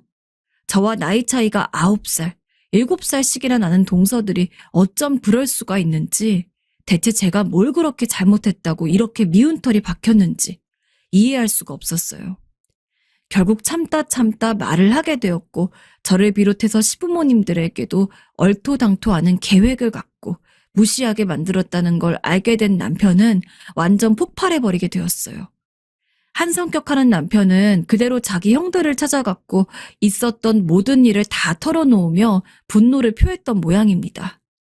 저는 임신 막달이라서 몸도 불편한 상태였지만 이런 스트레스가 너무 가중되어지니 도저히 몸을 가눌 수가 없고 밤에 잠도 못 잘 정도였는데요. 그날 뒤늦게 큰아주버님한테 전화가 걸려왔어요. 솔직히 너무 불편한 사이이고 동서간 행동을 생각하니 마음이 복잡해져서 받고 싶지 않았어요. 그래도 아주버님은 어떤 생각이신지 모르고 처음 받아보는 전화인지라 어쩔 수 없이 통화를 하게 되었는데요. 왠지 모르게 겁먹어 두근거리던 제 생각과 달리 전화기 너머 아주버님의 말씀은 좀 다르더라고요. 재수씨, 우리 와이프랑 있었던 일 들었어요. 제가 미안합니다. 제가 사과드릴게요. 일단 다 듣긴 했는데 제가 할 말이 없네요. 아무 상관이 없는 아주버님이 대신 사과를 하시니 그냥 받으려고 했는데 옆에서 웬 괴성이 울리더군요. 막 소리를 지르는 것이 아무리 봐도 큰동서 같았어요. 내가 뭘 잘못했다고! 이런 괴성이 자꾸 울려 퍼지자 아주버님이 성질을 내시는 것과 동시에 전화가 끊어지더군요. 집안 분위기가 생각보다 많이 악화된 것 같아서 이때부터 좀 마음이 불편하더라고요. 저도 화가 많이 나긴 했지만 아주버님네 부부가 저런 상황까지 가고 있다는 걸 알고 나니 썩 마음이 편치 않았어요. 어쩔 수 없이 전화를 끊고 남편에게 이런 얘기를 했는데 남편도 좀 걱정할 줄 알았더니 그렇지 않더라고요. 나는 솔직히 큰형수님 야단 맞을 만한 일 하셨다고 생각해. 우리 형이랑 결혼했던 초반부터 툭 하면 우리 엄마한테 말 함부로 하고 그래서 너무 마음에 안 들었어. 그런데 나중에 작은 형이 결혼했을 때에도 그 형수님이랑 어울려 다니더니 둘이 쌍으로 엄마를 무시하더라고. 그런데 너한테도 그러려고 했다고? 나도 이젠 참을 수가 없어. 듣고 보니 정말 예민하게 굴고 함부로 하는 건 시어머니가 아니라 큰동서였던 것 같아요. 그리고 거기에 장단을 맞춰주고 저를 같이 따돌려대는 작은 손이동서분도 그닥 다르진 않아 보이더군요. 저한테 싫은 소리를 해댈 때 옆에서 맞장구 치고 같이 한마디씩 얻는데 그게 얼마나 기분이 나빴는지 몰라요. 아무튼 저한테 그런 건 둘째치고 큰아주버님네 부부는 그런 대로 해결이 되길 바라고 있었는데요. 며칠 뒤 저희 집 배를 누가 요란스럽게 누르더니 인터폰을 보니까 글쎄 누가 찾아온 줄 아시나요? 보고 기가 막히기도 하고 집에 들이기도 싫어서 얼마나 스트레스였는지 몰라요. 문 앞에 바로 작은 동서가 눈물로 얼룩진 얼굴을 하고 서 있었거든요. 안녕하세요. 동서, 내가 잘못했어. 문 좀 열어줘. 이게 이렇게까지 할 일인가 싶어서 당황스러운데 무작정 집에 찾아와서 저렇게 문을 열어달라는데 어쩌겠어요. 남도 아니니 결국 열어주었는데 그대로 우리 집으로 뛰어들어오더니 저를 찾는 것도 아니고 저희 남편을 찾더라고요. 서방님, 막내 동서, 제가 잘못했어요. 제발 용서해 주세요. 말은 미안하다고 하면서 저희 남편 바지가랑이만 붙잡고 비는데 그런 말 하는 와중에도 전 잘 쳐다보지도 않더라고요.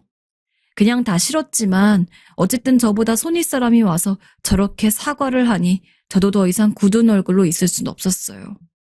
일단은 알겠다고 했는데 제대로 용서를 받고 돌아오지 않으면 안 된다는 거예요. 도대체 어쩌라는 걸까요?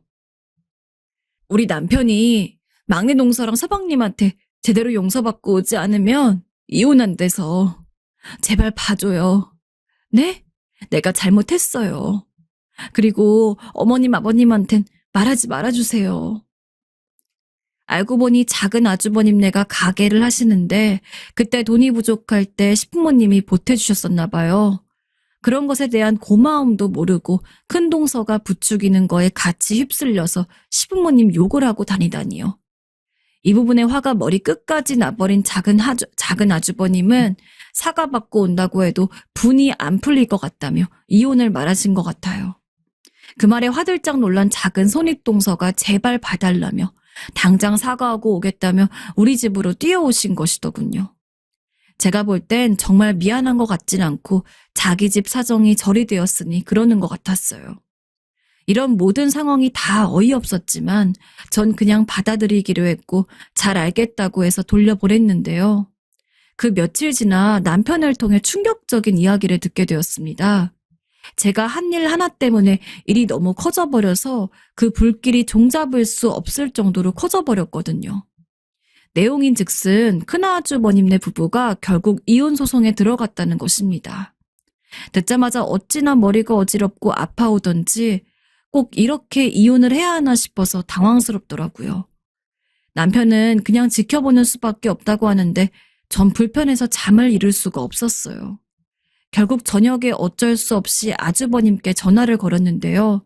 아주버님은 또 생각보다 너무 덤덤하게 반응을 하셔서 그건 그것대로 놀랍더군요. 재수씨가 뭔 잘못이 있다고 그래요. 이 사람은 제가 예전부터 벼르던 게 한두 가지가 아니었어요. 그래서 이런 얘기가 나온 거니까 그냥 우리끼리 알아서 하게 두세요. 그리고 재수씨 잘못 1도 없습니다. 그러니까 너무 마음 불편해하지 마세요. 이렇게 마무리를 지어버리시는데 사실 소송까지 가서 조금 골치 아파진 상태예요. 저한테 한 잘못도 있지만 결혼 초에 그렇게 시부모님과 제 사이도 이간질했던 것도 화가 나서 못 참고 가족들에게 알렸던 건데 일이 예상외로 너무 커지고 분란을 일으킨 것 같아서 마음이 너무 좋지 않아요. 어디서부터 어떻게 수습을 해야 될지 모르겠습니다.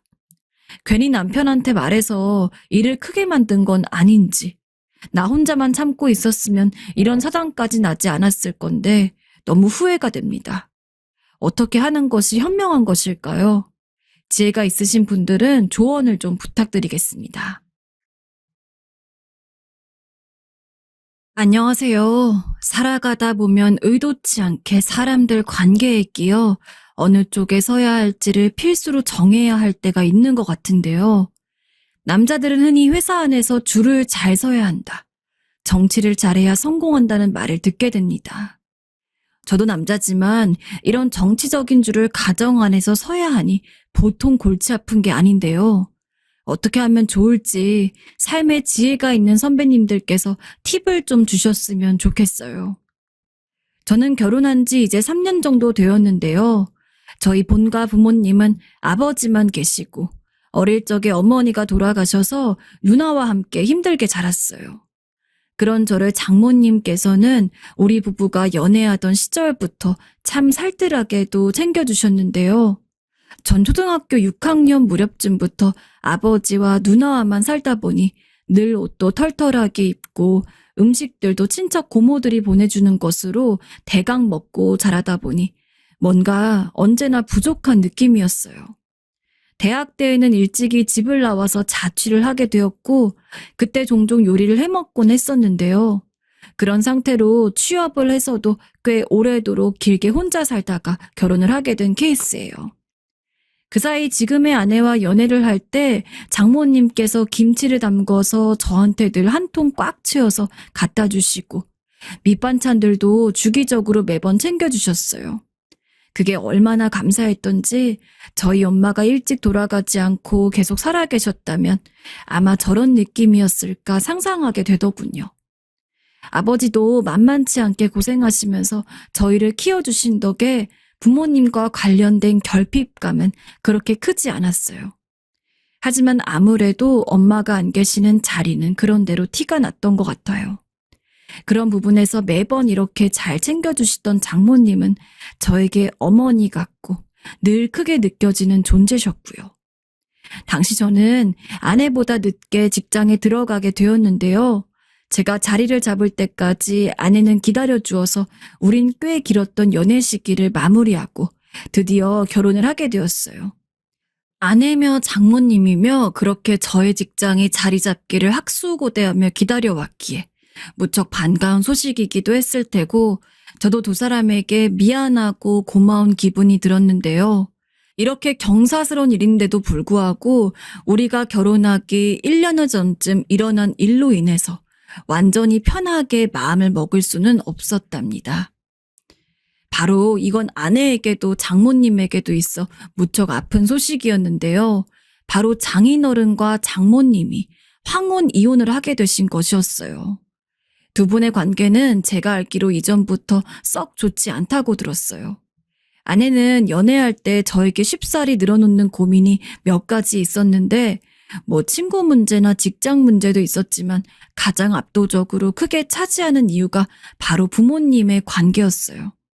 아내가 하는 말을 듣고 있으려니 당시 저도 결혼을 안 해봐서 잘 몰랐지만 부부 관계라는 게 참 왜 그런 걸까 답답하더군요.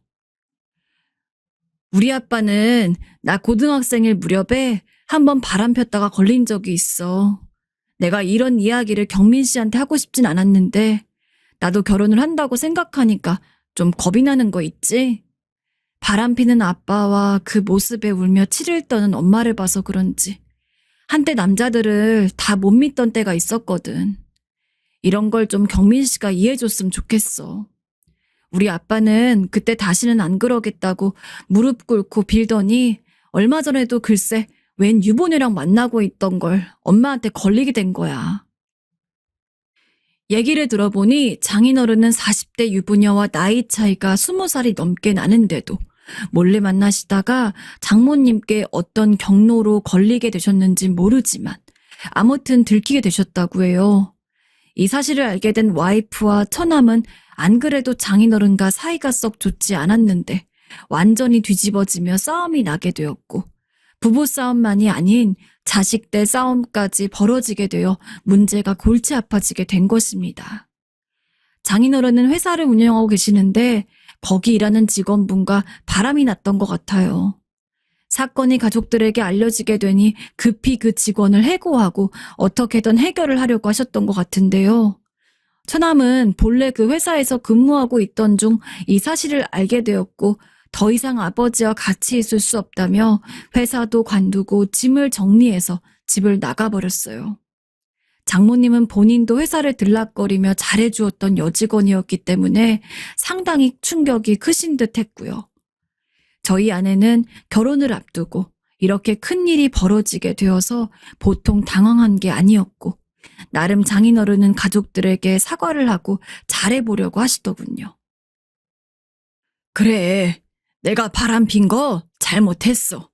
근데 다들 이해해줬으면 좋겠어. 나도 순간의 감정으로다가 그런 거니까. 지금 그걸 말이라고 해요, 당신? 자식들 보기 부끄럽지도 않냐고요? 그러나 장모님은 무척 크게 쇼크를 받으셔서 며칠을 알아누우시다 응급실까지 실려가셨으니 이런 상태로 우리는 상견례도 예정대로 할 수가 없었어요.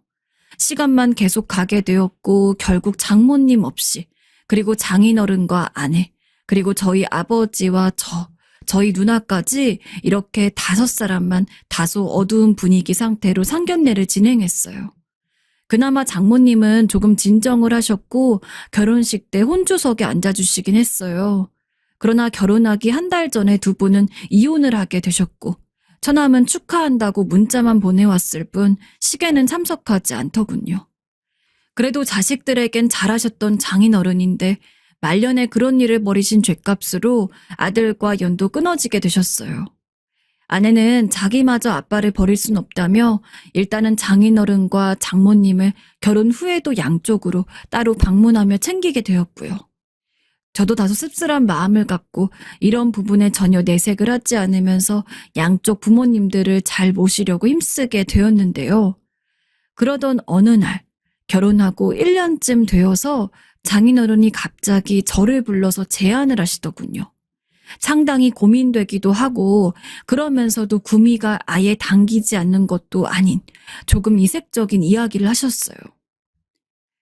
자네, 지금 있는 회사 정리하고 우리 회사 들어오지 않겠나? 아버님 회사로 말입니까? 그래, 예전부터 내가 민호 물려주려고 생각을 하고 있었는데 자네도 알겠지만 이놈이랑 연락이 안 돼. 그런데 우리 회사는 지금 누군가 가운데에서 역할을 할 사람이 필요하고 나도 여기저기 벌려놓은 게 많아서 꼭 믿을 만한 사람으로 한 명은 심어놔야 한다고. 가능하면 한 3개월 안쪽으로 정리하고 와줄 수 없나? 이 말씀을 듣고 나니 저도 약간 마음이 동하더라고요. 사실 개인사와는 별개로 장인어른은 본인이 하시는 업계 쪽에서 유명한 건 아니지만 수입은 결코 적지 않다고 알려진 회사를 운영하고 계셨거든요. 물론 이쪽 일을 아는 우리들끼리만의 이야기고 일반 분들은 손꼽는 회사들만 알고 계시니 잘 모를 수도 있어요. 하지만 저도 동종업계였고 늘상 괜찮게 이미지를 갖고 있긴 했던 곳이라서 장인어른의 이 제의가 조금 솔깃했어요. 그리고 일단은 아내에게 곧장 의논을 했는데 아내도 생각을 못하고 있던 부분이었는지 좀 놀라워하더라고요. 장인어른에 대한 감정이 아주 좋지 않긴 했지만 아내는 일단 제 의견을 먼저 물어봐 주었고 저는 두말할 것 없이 오케이였어요. 제가 기존에 하던 일들에서 점점 추가하면서 얹혀지는 일들이 많긴 했지만 확실히 배울 것도 많고 여러모로 성장하는 기분이라 완전히 새로운 출발점으로 느껴지더라고요. 또 언젠가는 아이들을 책임질 가장이 될 테니 그 부분에서도 안정감이 있어 좋았어요. 그 사이 아내와 처남 간에 연락이 닿긴 했지만 이미 다른 직장을 구해서 다니고 있는 상태고 얼마 안 가서 장모님이 계시는 거처로 들어와서 함께 살게 되었더군요. 나보다는 민호가 더 아빠에 대한 미움이 큰가 봐. 자기가 평생 엄마 모시고 살겠대. 이런 심정을 저는 겪어보지 않아 잘 모르겠지만 아무튼 그런 처남의 마음도 어느 정도 알 것 같은 기분이 들었어요. 왜냐하면 장모님은 사위인 저에게도 참 좋은 분이셨는데 엄마로서 저희 와이프와 처남에게도 더없이 자상하신 분이셨을 테니까요. 물론 저도 명색은 장인어른 회사에 다니고 있긴 하지만 명절 때나 그 외에도 종종 장모님 댁에 가서 찾아뵙고 시간을 보내고 오긴 했어요. 그렇게 시간이 쭉 지나 저도 그 회사에서 일한 지 아주 조금씩 쌓여가고 결혼해서 보내는 날들도 적응이 되려던 차였어요. 그러던 어느 날 장인어른이 갑작스레 저를 호출하셨는데 일적인 내용이 아니고 사적인 내용으로 부르신 것이어서 무척 생각이 많아지게 되었어요. 일적으로 복잡해지는 게 낫지 이게 다 뭔가 싶어서 솔직히 난감하더군요. 마치 샌드위치처럼 어딘가에 끼이는 기분이었어요. 자네 저기 이거 아직 민정이한테 말하면 안 되고 자네만 알고 있게. 장인어른의 딸인 아내가 몰라야 할 이야기라니. 왠지 듣기 전부터 예감이 좋지 않았지만 역시나 내용은 그 느낌에 딱 적중하더군요. 내가 지금 만나고 있는 사람이 있는데 자네도 알겠지만 나도 이혼한 지 좀 되었고 재혼을 할까 해. 네? 재혼이요? 저는 너무 놀라서 아무리 장인어른과 단둘이 있는 공간이라지만 크게 목소리가 튀어나오고 말았어요. 장인어른은 일할 때 칼 같으신 모습과 달리 다소 당황하시면서 단도리를 시키시더군요. 자네, 말 조심하게. 아직은 여기저기 말할 때가 아니야. 일단은 민정이 모르게 하나씩 진행을 할까 해. 그리고 중요한 게 있는데 이후로 하시는 말씀을 듣고 아무리 저에게 아버지 뻘의 어르신이라지만 어찌나 답답하고 한심하게 느껴지던지 속에서 저도 모르게 약간 열불이 나더군요. 지금 만나는 사람이 상견례를 하고 싶어 해. 식도 제대로 올리고 싶어 하고 말이야. 그래서 말인데 내가 젊은 사람들 감각을 잘 모르거든. 자네가 좀 장소랑 이것저것 좀 알아봐 주게. 솔직히 저희 부모님 일도 아닌데 제가 이렇게 화낼 일인지 모르겠지만 장인어른 환갑을 훌쩍 넘기신 나이에 이혼을 하셨고 그리고 그렇게 시간이 많이 경과하지도 않은 상태에서 재혼을 하시는 거예요. 이혼할 때 상황도 여간 엉망진창이 아니었는데 무슨 재혼을 상견례까지 치러가면서 시까지 갖춰서 하신다는 것인지 말이 안 나오더라고요. 이건 아내에게 당분간 비밀로 하라셨지만 지금 당장 가서 말하라고 해도 엄두가 안 나는 내용이었어요. 혹시나 싶어 외람된 질문이지만 상대가 누군지 여쭤보게 되었어요. 예전에 만났던 그 40대 유부녀 얘기인가 싶어서 저도 모르게 약간 짜증스럽게 느껴지더군요. 하지만 불행 중 다행인 건지 장인어른의 답은 예상을 빗나갔어요. 근데도 묘하게 기분이 별로인 건 왜 그런 걸까요? 아니야. 그 여자는 진작 헤어졌어. 지금 만나는 사람은 나보다 10살 아래고 50대 중반이야. 사별해서 남편도 없고 혼자 딸 하나 키우는 사람이야. 그런데 예전에 어렵게 살아서 결혼식을 못 해봤대. 나랑은 제대로 하고 싶다는데 이거 원 곤란해서. 아무튼 자네 해줄 거지? 이런 내용을 듣고 있는데 이러나 저러나 참 뭘 봐도 다 엉망인 것 같더군요. 장모님이 이런 사실들을 어찌 생각하실지는 저도 잘 모르겠지만 이미 연을 끊어버리고 재산까지 다 포기해버린 처남은 그렇다 치고 아내는 뭐라고 생각할지 참 걱정스러웠어요. 자기마저 아빠를 버릴 순 없다며 솔직히 아빠가 밉긴 하지만 자식이 다 떠나가면 어떡하냐고 늘 마음을 추스렸거든요. 그래도 맏딸이라 늘 아빠에게 잘하려고 했고 이런 상황을 속상해하면서도 그냥 혼자 지내고 계신 장인어른을 보면서 안타까워했어요.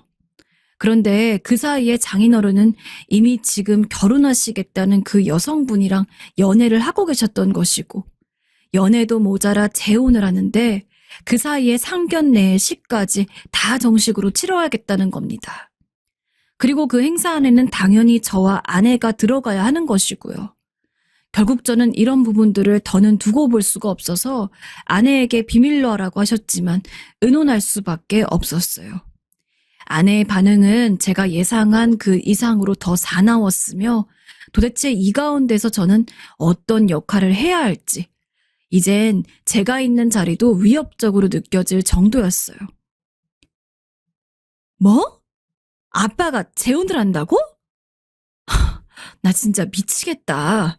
게다가 상견례를 한다고? 아빠 진짜 완전히 미쳐버린 거 아니야? 아내는 계속 이렇게 혼잣말을 하다가 이후로는 말이 완전히 없어져서 얼굴이 벌개져 있더니 결국 차키를 들고 어디론가 나가려고 하더군요.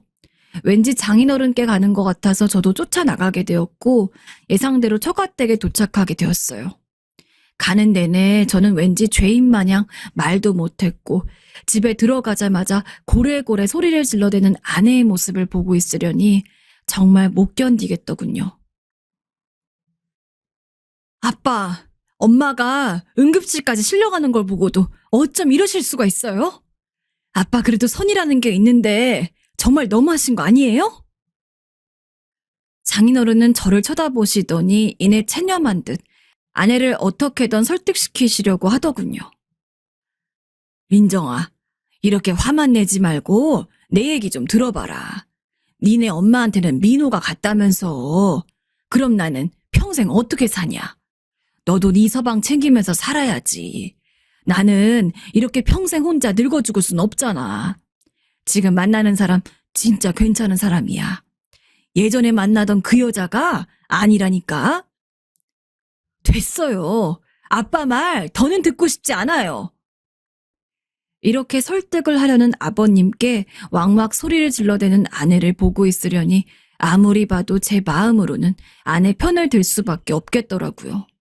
그렇게 대강일을 치르고 돌아오긴 했지만 회사에서 장인어른은 정말 끈질기다고 느껴질 정도로 저한테 계속 재촉을 하셨어요. 정말 쇠심줄 같은 끈질김이었습니다. 업무보다 장인어른의 호출이 더 무섭게 느껴질 정도로요. 자네 상견례 장소랑 내가 알아보라는 거 했나 안 했나? 네? 아버님 정말 하실 예정이십니까? 저는 정말 걱정스러워 여쭤본 건데 장인어른은 저에게 엄청나게 역정을 내시더군요. 그럼 하지 않아나? 자네는 내 말을 뭘로 들은 겐가? 이렇게 소통이 안 돼서야 어떻게 회사를 맡기겠어? 다른 일은 안 그러면서 자꾸 2번, 3번 말하게 할 거야? 이런 식으로 일 처리하면 답답해서 어떻게 내가 자네한테 회사를 믿고 맡기겠나? 아니, 저는 그 말이 아니라 됐고 얼른 일부터 추진해.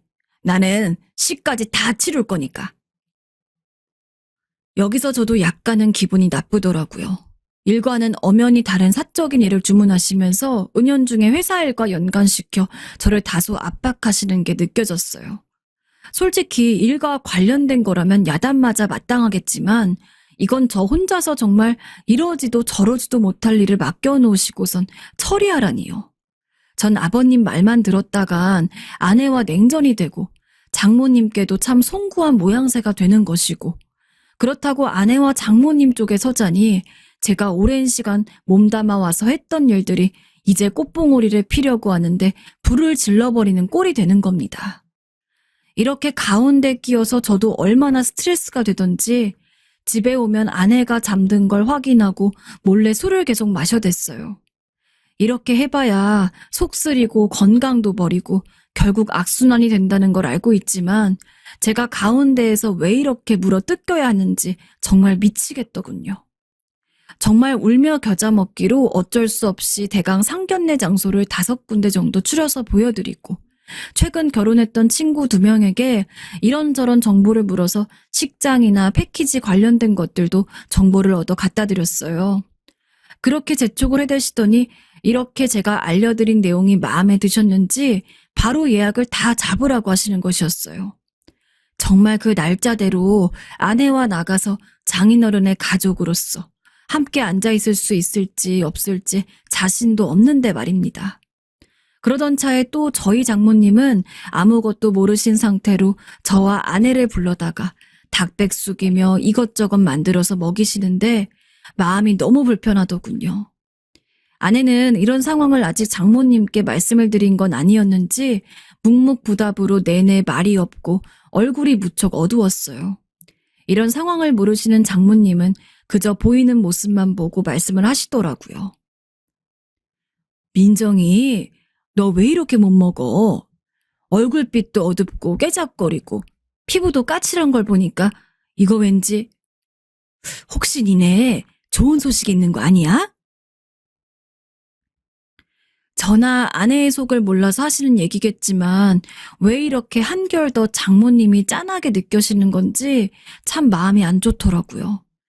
아내에게 듣기로는 장인어른이 제법 저렇게 사업을 진척해 가실 동안 그렇게 짠돌이처럼 장모님께선 돈도 잘 안 쓰시고 고생을 시키셨다더군요. 그런데 사모님 소리 들으실 무렵 되니 그쯤부터 바람 피시면서 다른 여자들한테 돈을 쓰셨고요. 정말 내가 진짜 이런 말까지 안 하려 했는데 우리 엄마가 얼마나 고생했는지 몰라. 매일 아빠 눈치까지 보면서. 형편이 어려워서 결혼식을 못했던 건 장모님도 마찬가지였다며 아내가 울먹이며 말을 하는데 진짜 이거 못할 짓이 아닌가 싶어 괴롭더라고요. 자기 자식을 2이나 낳아주고 사업 성장하는데 조용히 도왔던 조광지처는 이렇게 본인이 바람이나 펴서 이혼해버리고 새로 얻은 여자와 그 집 자식은 잘해주고 싶어서 제대로 식도 치러주다니요. 게다가 장인어른께서 저한테 추가적으로 부탁하신 내용을 들어보니 집도 더 넓혀서 이사를 가진다고 하고 그 여자분 자녀분도 같이 들어와서 살 예정이라고 해요. 그럼 저와 아내도 그 집을 드나들 의미가 없는 거 아닌가요? 이쯤 듣고 있자니 그 여자분도 꽤 만만치 않고 이상한 분 같은데 더 황당한 소리를 장인어른으로부터 듣게 되었어요. 자네 예식장도 예약 끝내놨지? 일단 민정이는 상견례 전날 자네가 말을 해서 잘 설득해. 그렇게 해서 데려오고, 그리고 또 하나 부탁이 있는데 이제는 또 무슨 황당한 소리가 나올까 싶어 기대가 될 지경이었는데 듣자마자 진짜 코웃음이 나오더라고요. 그 사람이 민정이한테 엄마 소리 듣긴 좀 민망하다고 하고 그래도 남의 눈 생각하면 자네한테는 장모 소리를 듣고 싶다네. 그 정도는 해줄 수 있지? 장모요? 아, 그래. 뭐 그게 어렵나? 이쯤 되니 진짜 그분은 얼굴 한번 못 뵈었지만 꽤나 욕심이 많으신 분 같더라고요. 솔직히 남이나 다름없는 저한테 장모님 소리 들어서 뭐가 좋다고 그걸 일일이 주문하고 있는 걸까요?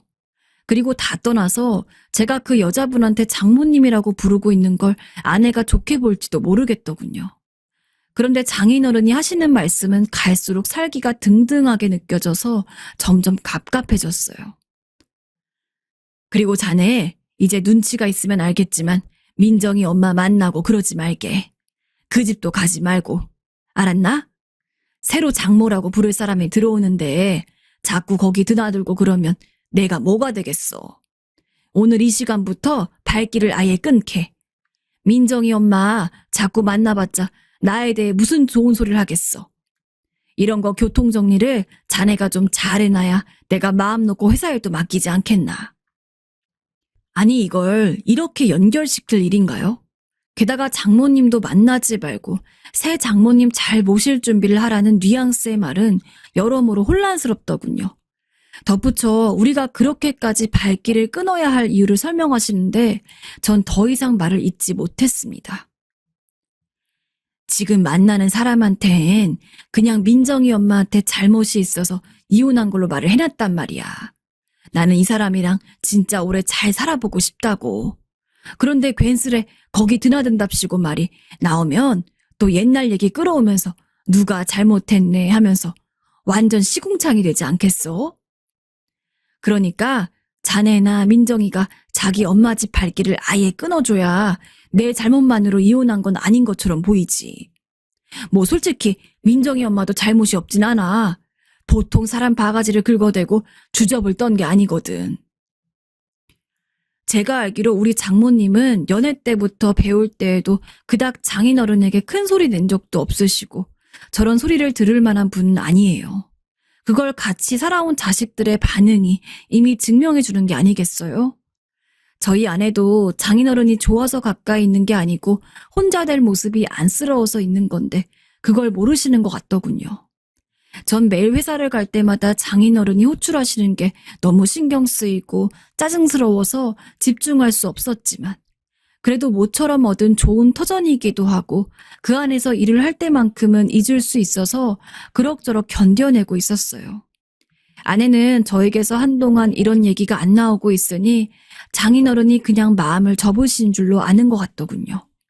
하지만 저에겐 아내를 설득해서 장모님과의 연을 끊고 새로운 분을 빨리 받아들이게 하라는 미션이 주어져 있으니 너무 괴롭더라고요.